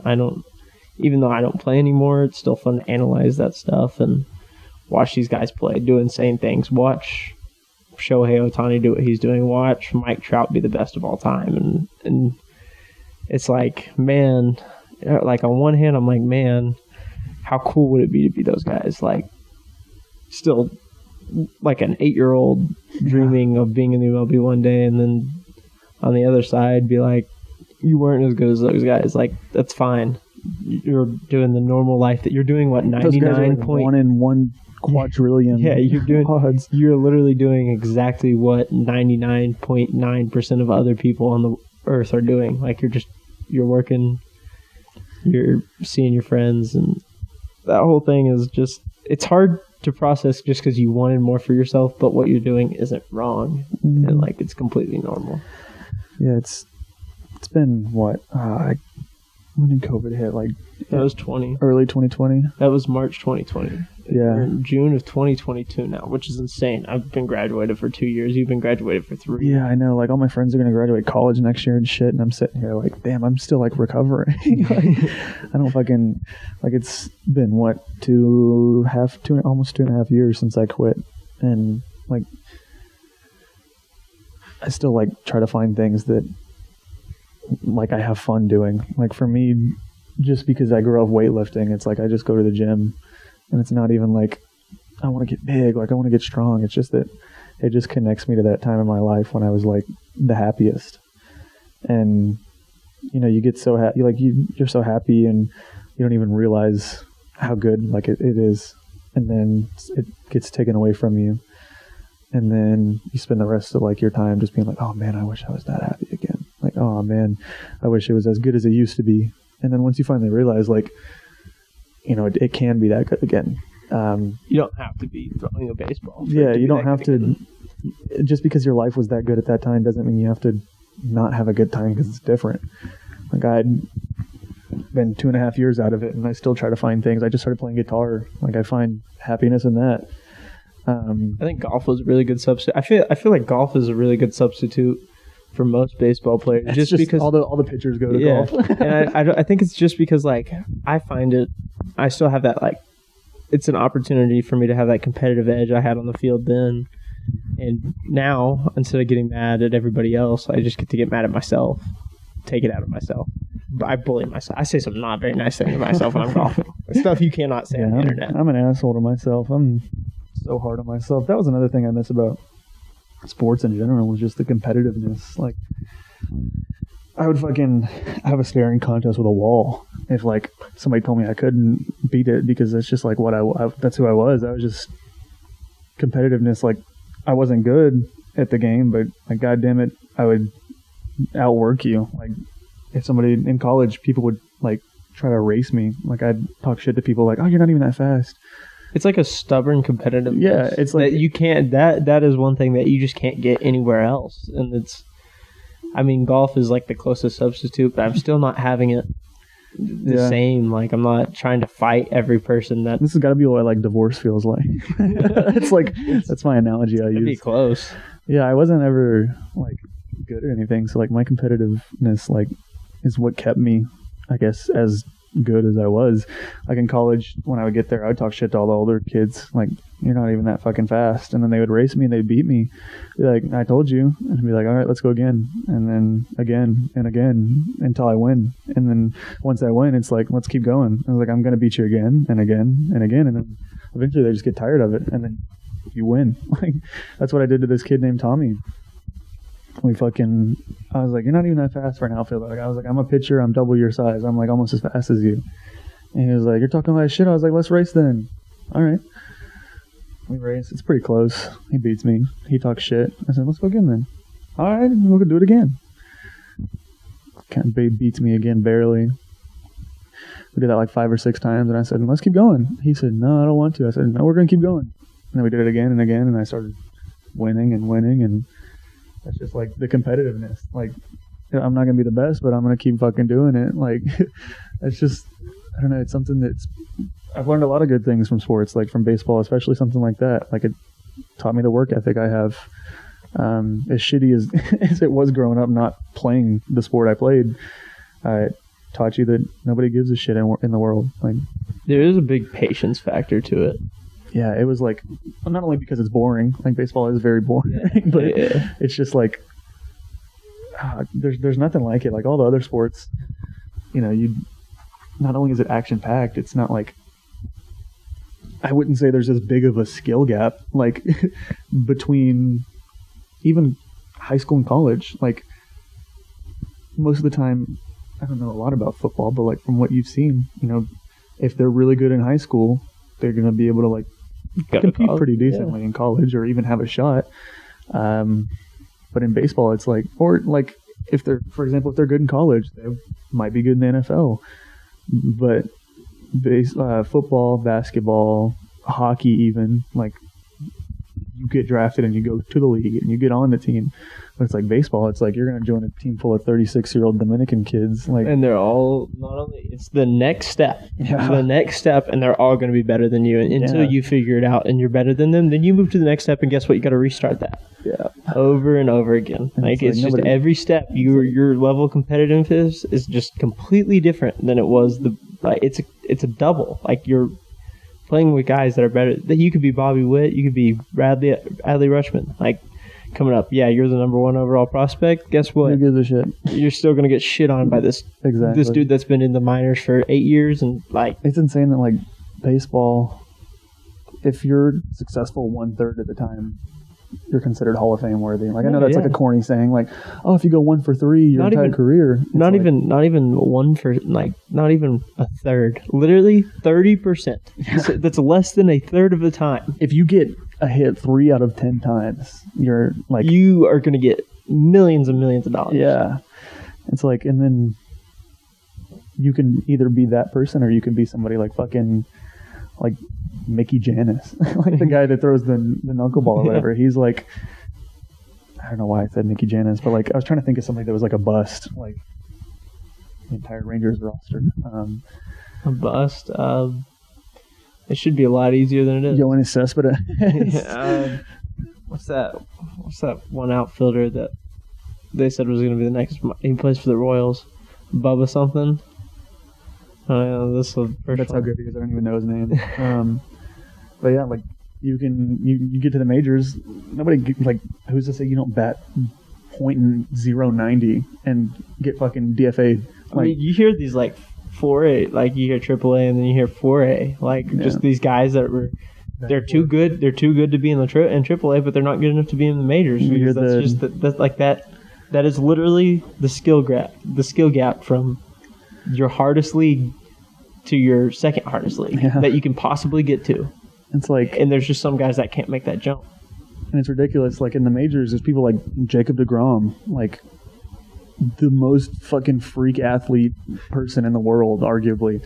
Just if you were to put somebody from a AAA team that's batting fucking 450 maybe on a AAA team, he is going to struggle against, it's just ridiculous that the skill gap is so big. And like DeGrom makes his rehab starts and throws. Yeah, it's weird if he gives up a hit. Ronald Acuna, when he did his rehab start, and Max Meyer shut him down. 2 or 3 times actually. Yeah, it's like or who was it, Max Muncy the other day when he was playing his rehab assignment and he hit just like a walk-off bomb and then acted like it was nothing because for him it probably was. He hit like a walk-off like 450-foot bomb. And then you have these guys that like they do the whole manipulation thing and they're down there and it almost ruins careers because you got guys like Neil Cruz who at the beginning of the year was there were videos of him hitting home runs and then just walking just bored I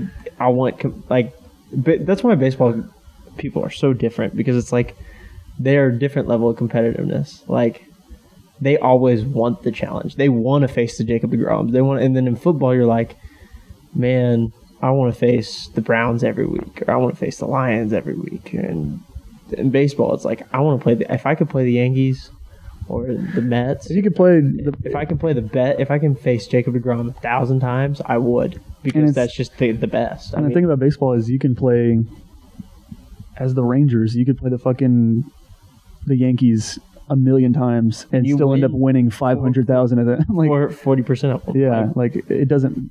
Baseball doesn't give a shit. Like the Orioles are going to win 60 games. Like exactly. It's like the Orioles have a poverty franchise. Fuck all the Orioles fans. I don't even know if that exists. Like, if you're an Orioles fan, why? I thought it was bad being a Rangers fan, but I thought it was bad being a Marlins fan. That's another. We can all agree. Fuck the Orioles fans.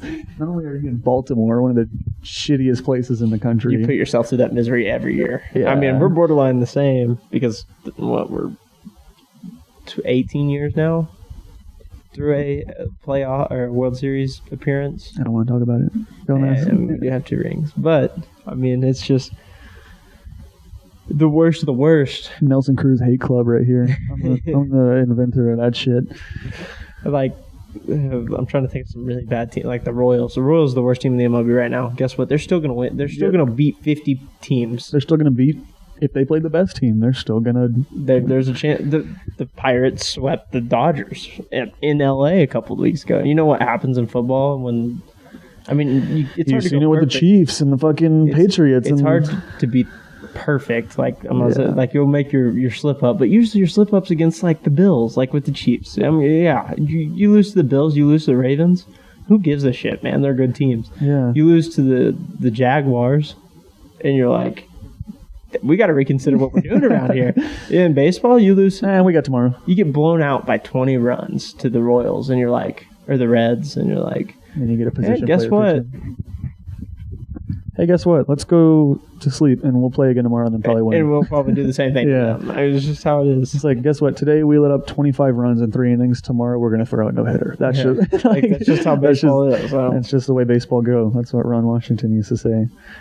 That was the era. I was thinking the other day in the shower, I was like, I just don't feel like baseball's as... Me and Jameson talk about this, and it's going back that direction, actually. But like probably about 2008 to 2013 or 14, it was just...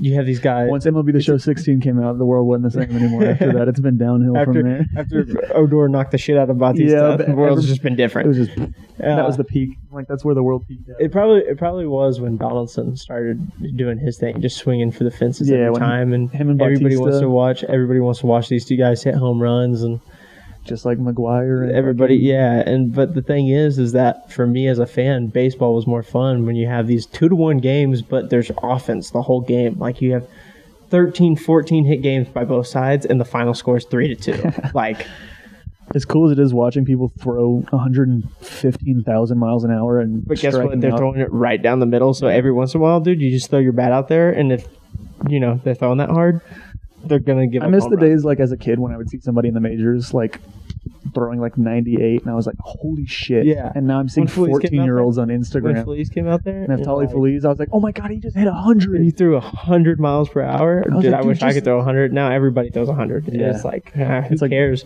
There's fucking kids in 8th grade that are hitting like 95, and in my career I peaked. I did a pull down at 89. I didn't even hit 90 in my career. Now it's kind of where you go back to like, look at what Kyle Hendricks and Greg Maddux are doing. Do you think anybody can do that? You think anybody can get by with throwing 90, 91 miles per hour?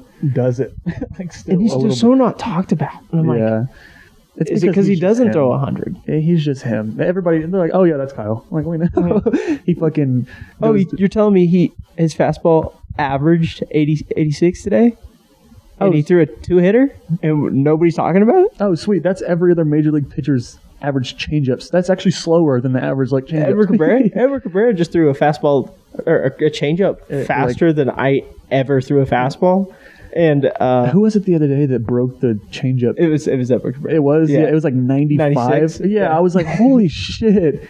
That's not a changeup. That's not a changeup. That's like a 2-seam, bro. You're like, that's not a changeup. It's called off speed, sir. And then you see that the next pitch is 101, and you're like, oh. And it's a sinker. Like, not a fastball. Yeah. It's a pitch that moves. No, it's really not a sinker. MLB The Show just did that to like, because they hate The Show. They just dropped another Edward Cabrera card, and I was like, we're not doing this again. As good. It's not as miserable as this, I will tell you. But it's not Edward Cabrera, Corey Kluber. It's a 94 overall card that somehow every person still had on their team in a month before the next game came out. But yep. No, that's a whole thing. Baseball is just falling off, dude. It's not as fun to watch these guys have the 3 true outcome thing. I would rather watch a guy hit 280, 290 and drive in runners with a single the other way because they want to play. I hate the shift so much as a pitcher, not even as a hitter. Yeah, I think it's pitcher, stupid, bro. Because guess what? That ball that this dude just hit a triple on me because he's Trey Turner and he's fast. It's because y'all were playing him 10 feet to the right and if or to the left. And guess what? If you were playing where you normally play, you probably He hit it at where the ball. second baseman normally would have been. But yeah, guess what? He was playing shortstop. So. I think I hate it more because it feels like the Marlins get beat more than anybody else on the shift. It's like, oh, I'm listening to the game on my phone, like in the radio version, and I hear, and Jazz dives for it and he misses it. If he was playing where he normally would, then, and I'm like, yeah, well, he wasn't playing there because we want to do this dynamic shit that the analytics tell you get it done. Well, it doesn't get it done. You just lost a game 3-2 because they hit it against the shift. I want to see the statistics on like how much does the shift help? Like, how many times is it successful compared to it failing? You see these second baseman playing in right field, and you're like, oh, it's always made sense to me for a lefty to get the shift. But they hit the ground ball to the left, right field, and it's a bang bang play at first because they're playing so far out, and you're like, he would have had him by 10 steps because he would have fielded that ball if he was playing where he normally was. It always made sense to me growing up having a lefty shift, but then they started doing the righty shift, and I was like, that's stupid. It's not even the whole like shift. Like, okay, take 4 steps to the other way, and you're like, now you're dropping back. We sound like fucking boomers right now. And just round the bases when you hit the baseball. You don't need all that bullshit showboat. I'm just saying, like, there's no reason to drop a guy back. Like, why do you need 2 right fielders? Or just scoot the right fielder in. Yeah. Like, or guess what?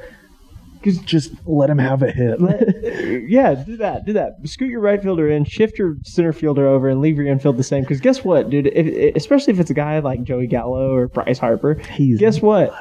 If he hits it in front, then he hits it in front. Because if he hits it over your head, it's gone. Yeah, might as well. There's nothing about he hits a double. He's going to strike out, hit a single, or hit a homer. And Joey Gallo, he is not going to hit it to left field. So I understand. Yeah, there's certain guys that you're like, oh, that makes sense. Yeah. But then you have guys like, bro, like Harper is a perfect example. He's hitting it. He'll spray it anywhere. He don't give it. They played. He's like the 3rd most played against, like, shift wise, and he has the 2nd highest average. So obviously your shift ain't working against him. It's like, hey, idiot, guess what? Let's just play normal and see what we can do. Like, let's work on the basics first before we get into this fancy. I remember back in my day.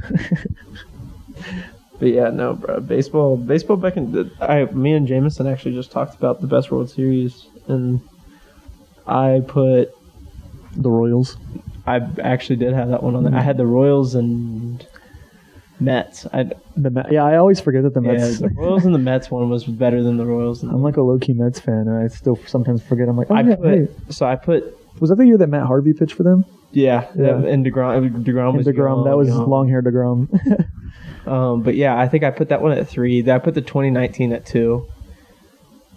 I honestly think the Cubs World Series is overrated, but I just think it's a cool story. But like, yeah, I mean, it was just a normal team. There wasn't anything like crazy special. The 2019 one was like, oh my gosh, a wild card team that literally won the game because of an error. Like, shouldn't have been in the playoffs to begin with, and now they won the World Series against, like, who'd they play? The Astros, like the non-cheating Astros. And then fuck the Astros. At number 1, I put the 2011 World Series. The 2011 World Series, even though like heartbreak, whatever, it was still that playoff run was the year Roy Halladay threw the no hitter. Yeah, it was in the ALDS, the NLDS against the Reds. Yep, I mean that. The Phillies get upset. It was actually the last time the Phillies made the playoffs. Yep, it's been a decade. Wow, that talk about a franchise. Yeah, poverty franchise. How's Bryce Harper doing, guys? Up until 2020, the Marlins were the longest drought. But yep. Here we are. And then we have the Rangers. The Rangers are the equivalent to Weatherford High School baseball. Do stupid shit. Wild card, maybe first round, swept. It doesn't matter. But yeah, I miss the days when the old World Series, like, I guess, and it could be part of it. I was a kid, so it was a lot more fun. But I mean, I was thinking about it like, I can name like a lot of legendary players from like when I was a kid. Yeah, me too. And I do think about, and they're all gone now. And you're seeing these guys, and you could say, some people will say that you're taking the guys that you currently have for granted. But no, I just think that those guys in 2010 were that much better. I think Adrian Beltre is better than any third baseman except maybe Nolan Arenado that you can name right now. Like, their career, there will not be an outlook the same as what his was, or Miguel Cabrera and Albert it's just Pujols. because the game is just evolved so much that it's just, I don't know. It's almost like people are too good at we this like point. we legitimately may never see a 3,000 hitter again or 3,000 hits again because that's just not the way the game's played anymore. You can hit 240 and people are happy. Like eventually, we're going to see somebody with a 250 average get put a career 250 average get put in the Hall of Fame.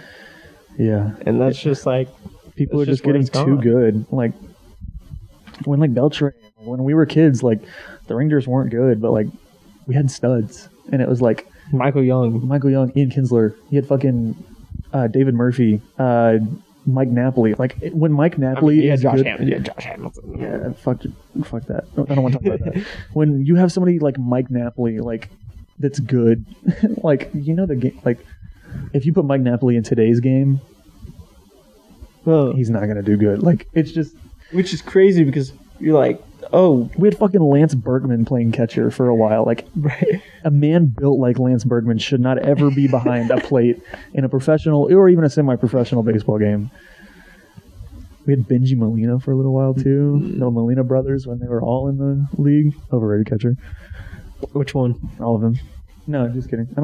I think Yachty's overrated. I'm a Yachty hater. I understand. I am a Yachty hater too. He's pretty good, but I don't like him. I'm a today's Salvador Perez hater. In 2015 when that dude had a cannon and he was still a good defensive catcher, but now he's kind of mid.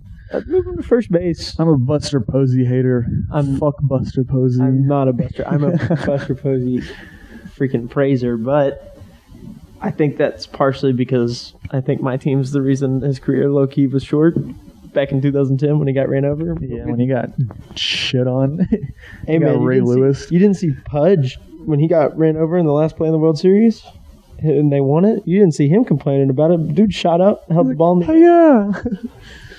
the yeah. I miss when you could kill catchers at the plate. I think all this shit is too many politics in the game these days. Back in my day, we could kill the catcher and get away with it. That's gonna be funny. Like having to tell our kids about what's just happened. One time the catcher almost died on a bang bang play. Yeah, now if you touch the catcher too hard, baseball players back in the day, bro, were hitting animals. They were hitting the catcher harder than a you linebacker. See the catcher would catch the ball 3 seconds before the runner would get there. He would not stop. That's when you lower the shoulder and you're like, here we go. if he holds on to it, good for him. Yeah, like in I guarantee you that Chris Coughlin hit on Buster Posey was harder than any hit Ray Lewis ever put on anybody, bro. I mean, the game was just more fun. He caught the ball and he had time to look at the guy and be like, "Here we go." They made eye contact. He had that finish. Posey might not remember it, but yeah, no, definitely not. That shit was insane. That was like the best part. It's like the runner's rounding third, and like as he passes third, the catcher has the ball, and they're just like, here we go. Like, and then did you ever play the game The Bigs? Yeah. And you had to mash the button and whoever like won the thing, like that's who like got destroyed. I don't know. That was just so much fun. It's like if we had today's like celebrations with which the celebrations are fine. I love the celebrations. It's just the way that the game is played. Yeah, if we had today's celebrations in like 2010-esque baseball, oh my god, that would be the best thing in the world. I would really enjoy it actually, but trucking the catcher, but which it was also funny because the catchers would complain about it, which I get. Okay, I understand like why they got rid of it. Like the health and safety thing is, to a certain extent, it is wow. But catchers would complain about it, and then 2 innings later, they would be the one running over the other team's catcher. Yeah, like it's. They knew what it was doing to them, and then they would do it to the other team's catcher and not think about it. You can't beat them, join them, I guess. But I love bat flips. I love Amir Garrett. I wish there were more fights. Did you see what they did? Did you see the new fines that they came out with? Every time your AAA affiliate gets into a bench clearing brawl, your team gets charged $500, and then from every time after that, it doubles. That's pocket change. The next time it's 1,000, then it's 2,000, then it's 4,000. Oh no, then it's 8,000. It's 0.05 of our GM's left nut.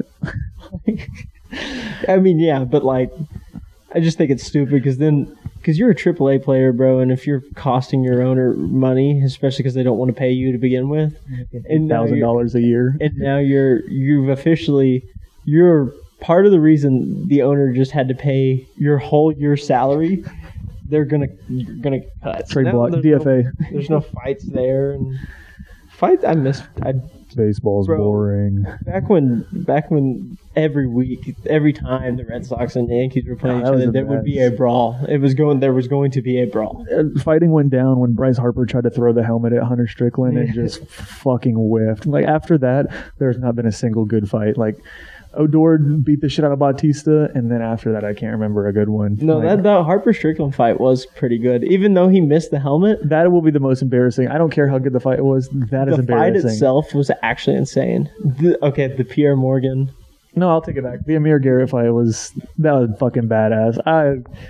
Oh my god, that made me. Puig did it too, huh? Puig did it too. Yeah, but Puig's just a fucking badass. He's in Japan right now playing, or Korea, or one of the two, and he's having the time of his life. I was thinking about that. That would be fun as hell. I wanted the Marlins.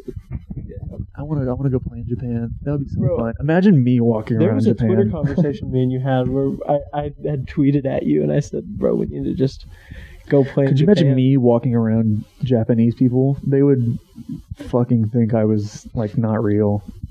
I'd get attacked. Twice their height? Yeah. It's Attack on Titan in this. Yeah, I would probably be the tallest player in like KBO history. Like, imagine. Oh my god, I want to like.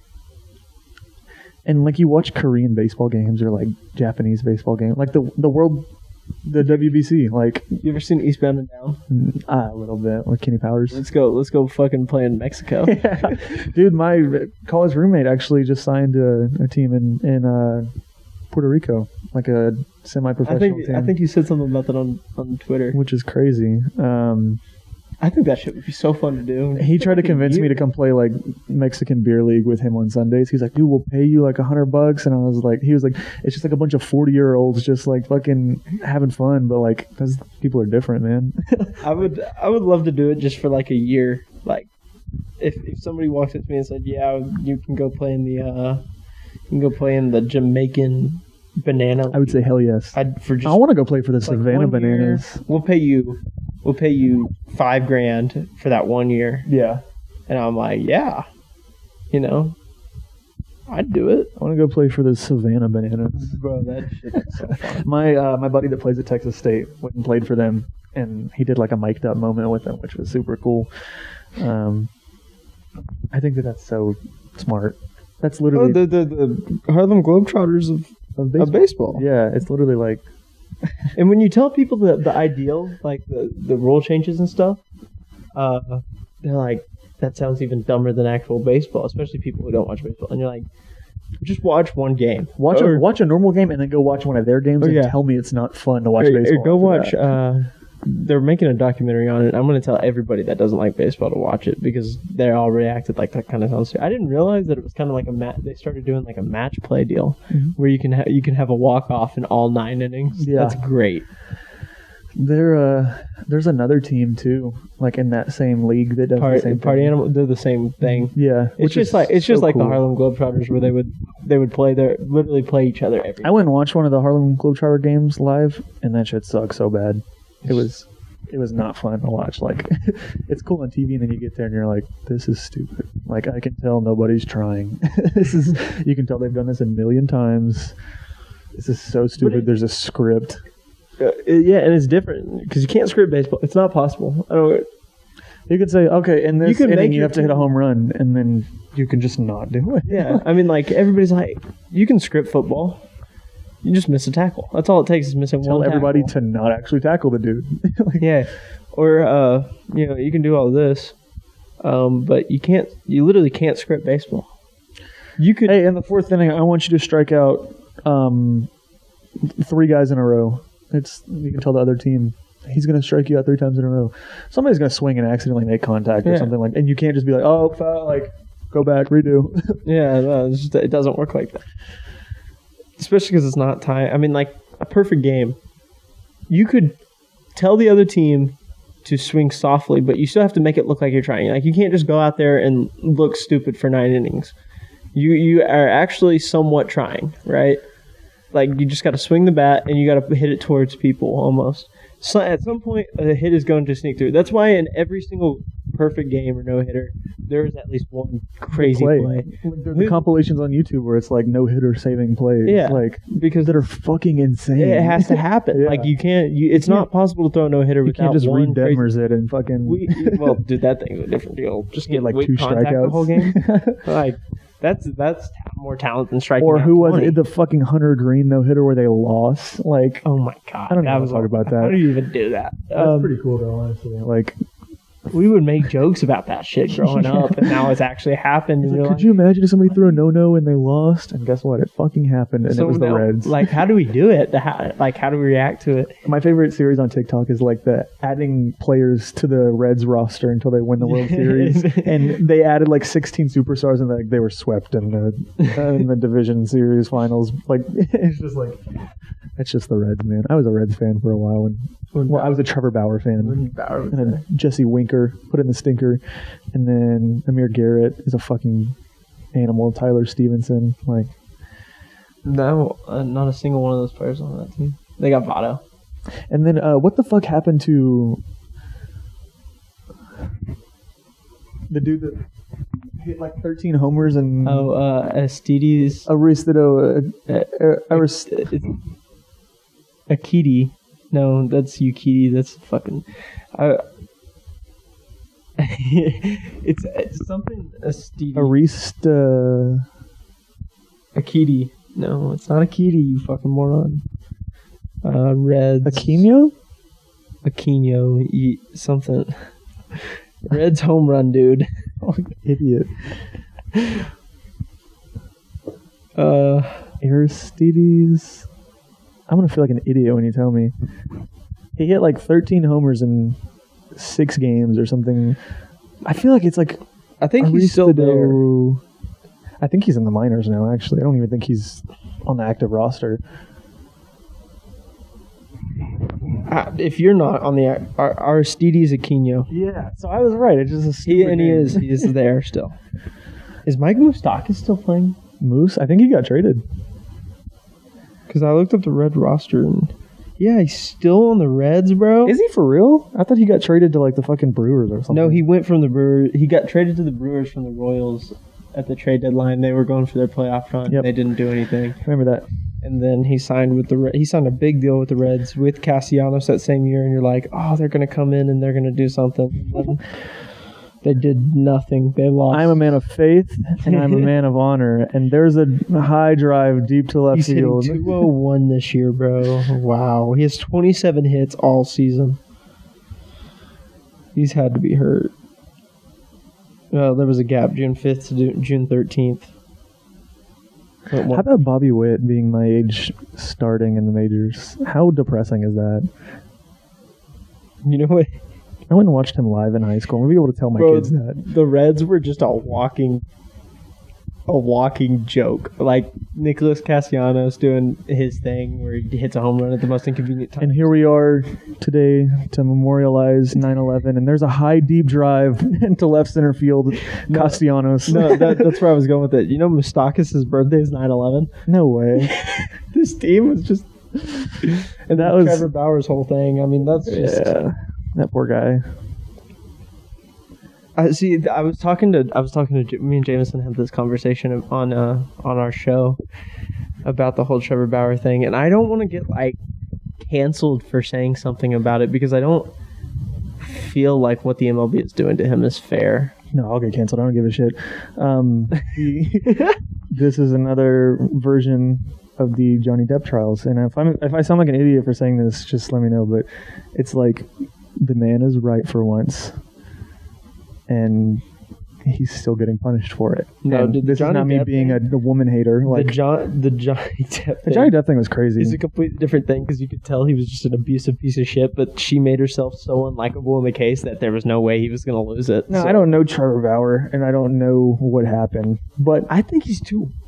As stupid as this sounds, I honestly think the guy is too weird. Yeah, he's a fucking to weirdo. Abuse a girl. I like the TikTok, like the Was it Baseball's Not Real? Baseball doesn't exist. Baseball doesn't and exist. I love that guy. He's part of that. He's part of the Jared. Going full circle now. He's part of that Jared Carabas podcast. Really? They do. And it's great. You should listen to it. If you don't want to watch baseball, bro, they'll catch you up in a couple hours. Everything that's going on. His videos are awesome. Baseball doesn't exist, and then what is it? Baseball Bits. Foolish Baseball. Foolish Baseball. Both great YouTube channels. Amazing. Shout out you guys. I know you're watching out there, man. Thanks for. But yeah, Baseball doesn't exist. Did that video on Trevor Bauer, how he's just an absolute asshole and everybody hates him. I was like, yeah, we already knew that. Like, yeah, you can tell by just the way the guy is. He wanted to stand out. I mean, sure shit does, and people hate it when I say it, but he's the reason baseball was getting better for a long time. Yeah, is because you look at it now, people fucking celebrate. He got shit on for when he used to celebrate. And bro, she got like, they've already done everything to prove that. Like, which doesn't make any sense that he's getting punished after his trial has been finished and he's not guilty. Like, you're like, oh yeah, you're not going to jail, but you're still not gonna play baseball for a year. Like 2 years. 2 years, whatever the fuck it is. It's like you might as well be in jail for 2 years at that point. Not really. That's and really now he's now he's literally not gonna be able to go to another team. Him and Sim should go to KBO. That would be so sick. Could you imagine? Mm-hmm. Him and Eric Sims in KBO. And they join Yasiel Puig's team? That would be so sick. Ex-teammates. No. Fucking Puig and Bauer got traded for each other. That's right. That's what it was, because the fight. The Puig fight. Yeah, and it was literally all in that one day. That was the crazy Puig gets shit. in the fight with the Pirates. They're like, guess what? You're getting dropped. And Bauer fires a ball over the center field wall. That was by far the best day of baseball ever. And then they get traded for each other, and you're like, these are the last memories these teams have. Oh my god, people were giving Trevor Bauer so much shit when he threw that shit over the center field. I was like, do you know how many times I wanted to do that? I don't understand. I couldn't throw it that far. I probably would have. I don't understand why it was such a big deal. There's certain things that people get mad about, like, dude, the Tim Anderson bat flip. I fucking love Tim Anderson. Like, I don't care. The next Jackie Robinson, by the way, or modern day Jackie, whatever the fuck he said. That was so funny. It's like, oh my gosh! And then Donaldson. They tried to call him racist for that. He was like racist for that. He was like, the guy literally said it. Like, this is not like us being like Republican. Like, I will make this clear. I'm not a Republican. Check any of my social media. I am the opposite of a Republican. But it makes it right now. We sound like we're so far right, out of context. But like, Tim Anderson said, like, whatever. Yeah, like he joked with him. Like, okay, Donaldson was in the wrong for, like, obviously y'all aren't cool, dude. Don't make the joke. Yeah. But like, that's not racist. That's a bully. You can pin him as a bully. I will take that. I mean, because I hate nobody fucking hate Josh. Nobody likes Josh Donaldson. He's just an asshole. Call him a bully. Okay, do not call him racist. We can't just be throwing this. He might be racist, but in that situation, you don't know. Okay, racist, so from everything that I've heard, it's like being gay. Everybody's a little gay. Everybody probably a little racist too. I don't know if that's true. But I've had my racist moments. Everything I've heard about him was that he wasn't liked in the clubhouses and stuff just for him being who he was. He's just an asshole. But even the guy that was his teammate that said that, like, I didn't even really care for him, but I'm going to sit here and defend him because I can tell you that I never heard, and I personally knew the guy, never heard a racist comment out of the guy. It's always, I'm going to get political for it. It's always white people getting offended for other races. I swear. It's like, I feel like I saw a joke a stand-up guy did. He said, like, the whole time white people wanted the Indians to change their name, and the whole time the Indians just wanted their land back that we stole from them. And I was like, it's just white people just, like, trying to be too progressive. Like, bro, I'm all for all of that shit. Like come on, man. Like, I don't know. I don't want to get too far into that because we don't have to get, like, completely political here, but, like, it is white people, and you realize the first people that are canceling are white people. Like, it's like, I think canceling is so we're gonna cancel. Like, okay, here's the thing, man. You make a racist comment or something that can be considered. You can be Josh Allen on Twitter in high school. Yeah, just like, if you, let's say, oh, dude, they tried to cancel Kyler Murray because he said the N-word on Twitter. Guys, guess what? I hate to tell you, he's allowed to say that. Talk about Kyler Murray. Speaking of, that guy's a fucking animal. And then he's got whatever he's going on. It was first round in both drafts, right? Yeah, for top 10. When has that ever happened in history? I don't think it has. Did Bo? No, I don't. I don't think so. I don't think Bo Jackson got drafted high in baseball. I don't even know if he got drafted. Let me look this up. I've never actually. I have a Bo Jackson jersey. I'm a bandwagoner. Draft pick. First overall pick in NFL. I feel like he didn't get drafted and signed with the Royals after this fourth round. So first and fourth. And Kyler Murray said, "Hold my beer, bro. Hold my beer." Not only am I going to get drafted first round, I'm going to go top 10. I'm going to go lottery on both sports. Yeah, like. And he could compete probably still in both. I see. I think that was a big deal in the A's drafting him so high was because he performed pretty highly with Oklahoma that Poor year. A's, dude. They were like, yeah, let's take Kyler Murray. Watch this. And he was like, watch this. The Cardinals are going to give me so much money. I'm going to fuck you guys. I think that was part of it was because he performed so highly at OU. But when you're watching him play, you're like, yeah, he's got the tools, but probably not top 10 talent. But then somebody pointed out to me, he's flipping back and forth, and he's performing that highly. Like, imagine if he dedicated. Just focused. He was at a Big 12 school that was, at the time, really good. In both sports. Like, not good. The year he played was not good for OU. For baseball, yeah. But, like, starting center fielder for, like, even just a Big 12 team in both sports. Just a freak athlete. That's unheard of. Like, sure, Bo Jackson did it, but Bo Jackson also was playing a different game than Kyler Murray's playing. Yeah. Kyler Murray's also not built the same as Bo Jackson. Kyler Murray also went yards 17 times that year. Have you seen the dude on TikTok that, like, struck out Kyler Murray or whatever it was? And he makes the whole, like, series about how he's better than Kyler Murray by, like, technicality. No, he does it with multiple. Yeah, he did it with fucking athletes. Adley Rutschman, I think, or something like that. And then he might have done it. It might have been Trout that he did it too. My favorite Trout moment ever was when he was hitting off the pitching machine, and the guy was like, pitching machine swing, and they were like, guy, that's literally Mike Trout. Like, that's so funny. I love when that shit happens. Dude, TikTok's a game changer. Yeah, honestly. Shout out TikTok. Not yet. Pay me, then we'll shut you out. Yeah. It's really dangerous. I feel like it's gonna go really bad. Quote me on that. Whatever. Well, I guess you could have said the same thing about Vine. No, I just mean because Vine wasn't owned by the people that TikTok is owned by, and TikTok is really. Oh, you're saying it's gonna go bad like in the real world, not just on the internet. Okay. Because No, Let's talk about crypto, dude. Bro, crypto. Every other podcast. Me and Aiden always say, like, we should start a podcast, like, as a joke anytime we say something funny.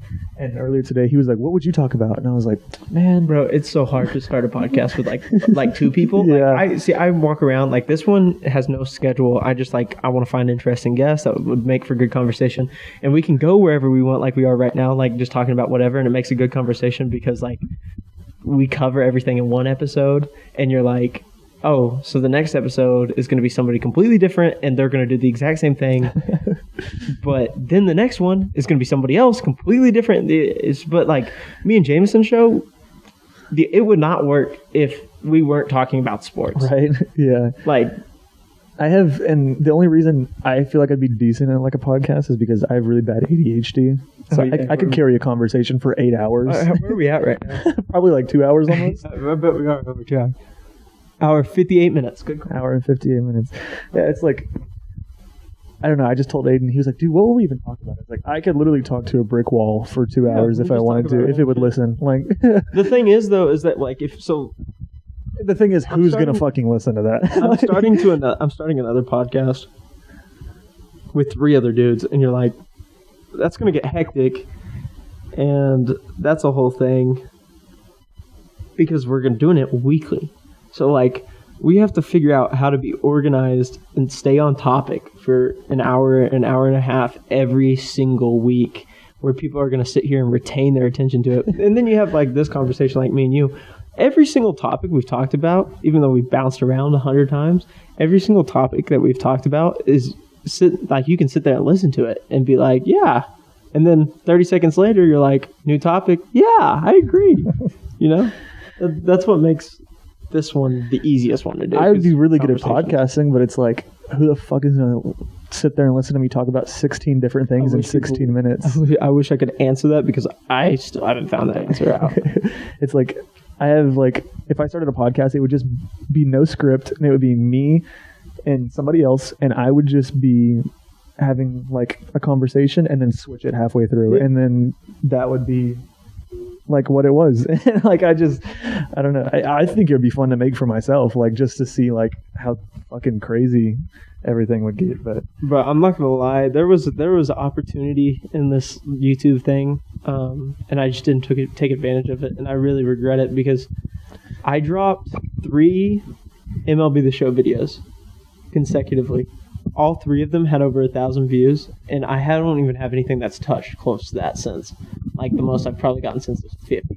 we need like a cool thumbnail for this one, like me like putting my finger in my ass or something like that. Like, he did what? Yeah, like, it's just like, bro, me and Jameson's deal, we figure since that's a twice weekly thing that it'll pick up eventually. You'll get your like core fans, and that'll add on. Right now, I think on our 4 videos we have a combined 4 views. Like, I don't. And that's on Pat one. McAfee numbers. That's on one. Like, the rest have 0. But we're also kind of like I said, we just got to get that core viewership. As long as we keep doing it, people will find it. I feel like if I had a podcast, it wouldn't even be for views. I would just do it so I would have some sort of out to talk about literally anything. Yeah. Like, I go back and listen to these like months after I post it, and you're like, why? Because I hate hearing myself talk. yeah, me too. I fucking hate it. But Yeah, I don't know if I'm gonna watch this one. Sorry.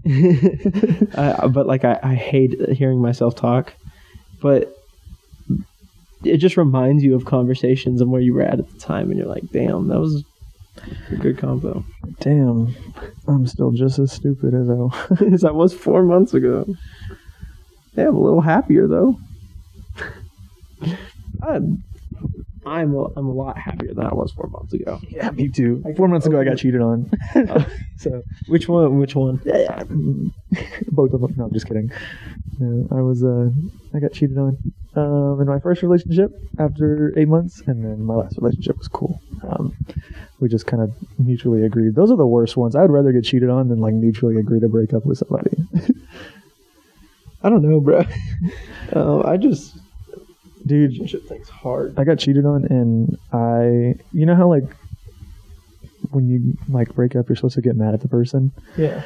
I got cheated on, and I manipulated her into thinking that it was my fault the whole time. So, city boy, like, yeah. I don't know. I've been in a relationship for a year now. Like, tomorrow's literally our 1 year, and Dads. so like that's a whole thing. I just forgot about how hard it is to actually like get into and sustain a relationship for longer. Like, I forgot how hard it is because I haven't had to think about it for so long. How many people are you gonna think will watch this? Like, if I just like trauma dump right now, or if I talk shit about somebody, you think? I mean, I know that person's not gonna watch it, but like, I like the odds, and if they do, that means the video popped off a little yeah, bit. So. right, exactly. Well, they like just clip this part on TikTok and it goes viral. Yeah, that's fine. Yeah, I've been like talking to a girl a little bit for a little while. Ooh. And a boy. Don't worry about it. Whoa. But I don't know. I'm in like a weird spot. I hope she's watching. She doesn't have the attention span or care enough to watch it for 2 hours. That's why I'm doing this at the 2-hour mark. I just need like some therapy right now. That's what I do sometimes. If I say something that's questionable, I just wait. have to think. I have to think about how far along it was and if I have to cut it out or not, because then I'm like, nobody's gonna make it to the 2-hour mark, and at least I said something about it, and if they do, then it's viral worthy. So it's like, I'm gonna say some shit so foul that if anybody hears it, I'll get canceled, but nobody's gonna hear it. That's the whole idea. That's so funny. Yeah. Dude, we should get Aiden on one of these. Like, I was gonna say that earlier when we were talking about golf. It pissed me off. He's actually kind of good at golf. Like, when we went to Topgolf. Bro, I'm so bad. Yeah, I'm terrible, and it pissed me off because for once in my life, something athletic and physical, Aiden was better than me at, and it made me so mad. I was like, you motherfucker. Bro, that whole And of thing. course, it would be golf of all things that Aiden would be pretty fucking good at. Does he play? No, like he had never done it before. I doubt he's as good as you think he is. No, he can. Like, he just knew how to hit like a ball with a driver. No, but here's the thing. That is You ever heard the term drive for death? The computer just turned off. Are we dead? Or is that just a... Or is that? Oh, don't worry. I just went to sleep. Okay. They were like, he was like, the thing about... You ever heard the term like drive for show, putt for dough? Yeah. That's a real fucking thing. Like, by no means. You can hit the ball like Jameson, bro. Jameson, if you just saw him hit his driver, you're like, dude, that dude probably isn't like he should be on Bryson tour. DeChambeau, like he should be on tour. And then you see him hit his irons and miss hit it, and you're like, oh, he's still good, but he's not as good as he looked when he hit that driver, bro. He can't putt. He cannot putt at all. That's a whole thing, bro. I suck at golf. Yeah, I suck at everything. My average score is like a 105, and like it pisses me off because I want to be good. Like you're like, dude, you've been playing golf for 2 years now. You should be. In fact, I think it was. But the first round I ever played with the clubs I bought was 2 years ago yesterday. And you're like, man, you should be okay at golf now. I swear to God, I was better when I started than I am right now. That's fucking funny. Yeah, I've never like seriously golfed, but I want to learn how to. But custom clubs are expensive. Yeah, I know. I got a Top Golf and I use like the men's driver, and I still have to bend over a little bit, and I start whiffing, and I'm like, this is not as fun as I thought it was. I tried to use like a 9-iron from like the men's side, and I was like, that shit's funny. I want to do stand-up comedy too. You'd be pretty fucking good at it. Yeah, I was just thinking about that. I'm more of a sit-down guy, though. That wasn't my joke. Yeah, but you could sit down and still be as tall as Aiden. You just have Aiden stand next to you, and then you look like y'all are both standing. That's very true. Yeah, dude, I feel like Aiden would be good on a podcast just because we would have somebody to like make fun of all the time. Bro, I know you're not gonna watch this, but you Aiden and Ashton should start a podcast. Dude, we talk about that at least once a month. Y'all pay me, I'll edit it. It's like, I have a nice camera, I have a MacBook with editing software, I have a microphone. It's like, I have everything. It's just, it's always those things like, yeah, dude, let's fucking do it, and then we just never do it. And dude, that's the worst part, is that you have to actually sit down and do them. Yeah, and that's my ADHD coming in. It's like, oh, I want to start a podcast. It's like, I'm going to become a guitarist in a band, like, the week after. And then I'm like, oh my God, I just learned how to play the drums. I need to. And I'm going back to play baseball. And I'm starting a podcast next week. Yeah, and then again, it'll be like, dude, what about that podcast? And we're like, yeah. And then 4 weeks later, it's like, yo, dude, let's start that podcast for real, though. Let's start that podcast. And then that day, I'll be like, you trying to go to the gym? You're like, let's start this podcast where you go buy all the equipment, and then 2 months later, oh, dude, remember when we were going to start a podcast? Dude, I forgot. We never even opened any of our equipment. That's exactly how my friend group is. It's like, we get everything, and we're like, yeah, fuck yeah, let's do it. And then it's just like, no. Like that day that it's time to do the podcast, where I'm like, I'm not really. You should stream tonight. I should stream? Yeah. I haven't streamed in... Bro, just go like super public about it. Be like, I'm getting back into streaming. Try it for like a week again. If I'm going to start streaming, I want a face cam, because like, who the fuck wants so easy to do. But like, I have a PlayStation. Some of this stuff, you're like, bro, it's so hard to do. Like, the thoughts of like recording a video on your PlayStation and shit, and then editing it. It's literally, you just record on your camera or whatever at the same time, and then lay over it, and then double it down. It's so simple, and you're like, God, that seems so fucking hard. I know. I want to live stream with a face cam though, because nobody's gonna want to watch just a gameplay like of me just saying stupid shit in the background. There's nothing special about that. Like, literally anybody could do that, but like, I feel like if I had a face cam, it would be like a little bit more like intimate, I guess. See, I'd get canceled if I was a streamer. If I was a streamer, I'd just get so mad at the game that I'd just say something so out of pocket. It's just so uncalled for. If I was doing it for somebody else, like, I would know what I had to tell Mason that I was streaming every time, and he would still like say something out of pocket, say something completely racist, or like, I'm just like, brother, I know there's nobody watching, but this could come back to bite me. Like, TOS, man, come on. I'm just streaming. I might do it. I don't know. I don't play like enough video games anymore. I don't play video games because I'm a grown up now. I'm a grown up. But I did go about probably from last September until this month, I quit playing video games, and now I'm like went back to wanting to be unproductive again and playing video games all the time. Like, by the time you leave, I'll probably be back in there playing on my PlayStation again. And I'm like, what the fuck am I doing with my life? When is this video coming out? I don't know. Just these are so random that I take my time and edit them, and it could go out tomorrow. It could go out next Monday. 2 hours worth of footage to edit. Hey, it's all good. It'll work. The podcasts are pretty simple because I don't really make any cuts. Yeah. And I just have to line it up. That's the hardest part right there, is lining it up. The other one's going to sound sync. I'm going to have to line it up at the very end of but the other one's going to be stupid because we have 2 camera angles. Oh, yeah, so you've got to And I'm going to go through and have to watch it twice probably before and I'm on a time schedule on that one because that one's going to go, like we recorded on Sunday. I have to have it edited and uploaded by Thursday. Yeah, fuck you, Jameson. No, that one's easy, bro.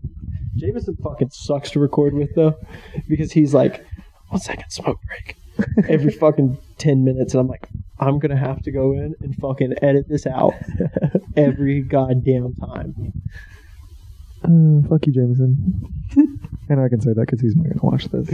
No, he doesn't even watch our own videos. Damn. Fuck you, Jameson. I can't remember the last time I saw him, honestly. Dude, he never comes down. I don't even remember the last time I saw him. I saw his mom one time when I worked at HTO. She's like, I know you. You worked at HTO? Yeah. My sister worked at HTO for like a day. That was recent, though. Oh, okay. I worked there I worked there on their grand opening. You know, I'm trying to think about like the last time I saw you. Was it that day that you and Aiden came and picked me up from Wingstop after I got off? And we went to Racetrack and hung out at Racetrack for like an hour and a half? I don't remember that. That must have been a long time ago. That was a long time ago. That's what I'm saying. It's been a long time. Because I haven't worked at Wingstop in a year. I remember when you came home. It was when you were in college, or I remember a time when you were in college, because we went to Chili's. And Mason went through, and then we went that too. I can't remember. I don't see anybody anymore. I don't either. You would think you could remember the last time you see people, because like my roommate's the only person I hang out with anymore. I see Aiden like probably once or twice or 3 times. Just got into personal life talk. Yeah. Yeah, I'm really suicidal. The antidepressants don't work. My buddies. Yeah, I can't remember the last time, honestly. We gotta start hanging out again. I'm good. Fair enough. I don't blame you. Yeah, I don't do anything. I really don't. I work out. I play guitar. video games. I edit these videos, and that's about it. We should start like killing people. This is when I'm gonna start saying the fucked up shit because I know nobody's gonna watch this far. I'm gonna kill everybody in my house. Oh God. Well, there's a pipe bomb in the daycare. This actually like could go on a podcast. I'll talk about this. So what I want to do with like my YouTube channel is I want to build like a brand, like a Barstool kind of thing, like where I just start hiring people and have them upload on my YouTube channel. And what I do with it, like what I was like thinking, how could I like pay people to do that? Because I don't want to pay out of pocket. So I was like, what I'll do is I'll have these people start their shows or a podcast or whatever you want to call it, and they'll post it on my platform, and I'll promote it and everything. And then I tell them, like, get your own sponsors, and you make 100% of the revenue off the sponsors, and y'all can split it. Like, if it's 2 people, y'all can split it however the fuck you want. I don't care. But I'm not going to pay you anything out of pocket. You just use my platform to get your own sponsorships, and you make that money. And then I make that YouTube revenue. Which is like $10 every it's fine. million views. It's no work I had to do. So yeah. That's what you should do. You and Aiden should just start uploading on my YouTube channel. That would be pretty funny, actually. And just not have a set schedule. Dude, me and Aiden are talking about opening like a supplement shop, like GNC. Bro, I know so many people that want to do that, and it's not very expensive to get into. It's just, you have to be very studious and like studious ass fool, and like you have to get a bunch of certs and everything like to be able to sell all that stuff, and then you have to like partner and all that. At this point, we're just catching up and Yeah, putting I it on know. a podcast. It's like this isn't even a thing. I'm just talking. Yeah, it's I don't know what I want to do in my life. So that's the only problem is I know exactly what I want to do in my life. It's just so hard to get there, bro. Like I have to go through college. If this thing can pop off, it'd make my life so much easier. Watch my fucking videos, bro. Hey, bitch, pay attention. Yeah, it would be so much easier if I could just start getting paid off this because I'm like already doing it. And the only way you can grow is upload. So I mean, like, I can't happen unless I upload. I can't just put it on the back burner and say maybe one of my videos. Did you ever hear Mr. Beast's story about that? Like how he studied 8 hours a day for like 4 years about like YouTube and analytics, and he talked about it on multiple podcasts. I love that guy. He's like super fucking smart. He studied for 8 hours a day with a group of kids for like 2 or 3 years on like YouTube analytics, algorithms, what works and what doesn't. And he had uploaded videos for like, I think 8 years before he actually had one that was over 1,000 views or something like that. Yeah, and now he's the biggest. He's the biggest. He's even a household name at this point. Like, it's ridiculous. He's probably one of the richest people to come from YouTube, and he hasn't even been on there that long either. Shout out, Mr. Beast, if you're watching. I could use a couple bands. we'll participate. Jimmy. Whatever challenge, bro. Jimmy, give us challenges. I'm having a kid in December. Kiss Mr. Beast challenge on the lips. Whoever gets hard first wins. I would lose. All right. I think we've come to the end of the podcast. Because at this point, we're just going on. Like we've acknowledged the fact we were 2 hours in 15 minutes ago, and the last 15 minutes have just been nonsense. Good content. Good conversation. Shout out Mr. Beast. Shout out Yasiel Puig. Shout out your socials. Don't follow me on anything. I'm a bad person. I'm a terrible person. I don't even know my usernames, so I'll just give them to you later, and you can. I'll put them in the descriptions below. Link in description. Buy my OnlyFans.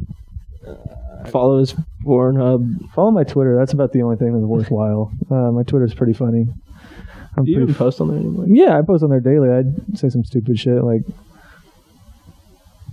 once or twice a day, probably.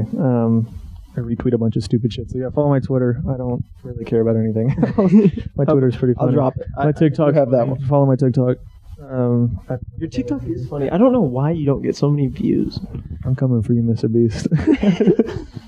Like there was one TikTok I saw. I showed a couple people because I was like, "Bro, Brady is fucking one." I know you're funny, but like, dude, this video idea was hilarious. That is the biggest like compliment is when somebody tells me in person that my tweets are funny. Right. Yes. Which one was it? Was it the one about me getting pegged? People bring that one up a lot. I had to delete it. I was like, it was a joke, and then I was like, see, at this point, this doesn't even have to be in the podcast. Yeah. I just feel like finding it. Then you did some you had the stash for a little bit. Forgot about that. I never saw it in person. On my TikTok said I looked like Dansby Swanson, and my mom told me I looked like Dansby Swanson the other day, and I wanted to I got the biggest head ever. I was like, I'm not gonna lie, I originally thought you looked like it's because of the beard, I think, but it's definitely you got a Trevor Bauer look to you. Fuck, Trevor Bauer's a weird. I think it's definitely the beard. There's also this. I don't know if you saw me tag you on a TikTok video, but I swear to God, I saw a video and it was a verified account, and I thought it was you. I was like, did Brady get verified overnight? That's like my dream. It did, but he looked exact. I don't know if it was just because he was tall with a beard or what, but it literally looked exactly like you.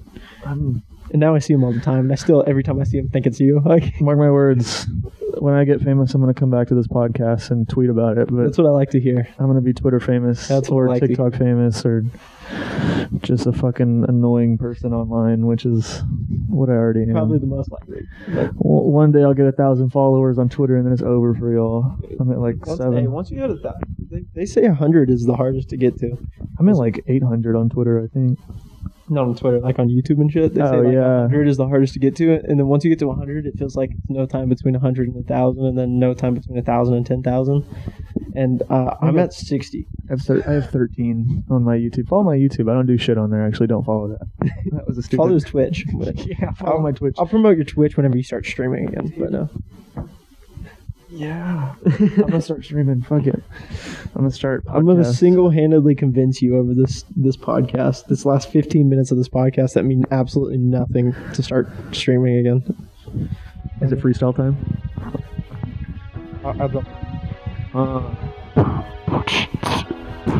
Yeah, we can end this before I start. All right. Hi, Mom.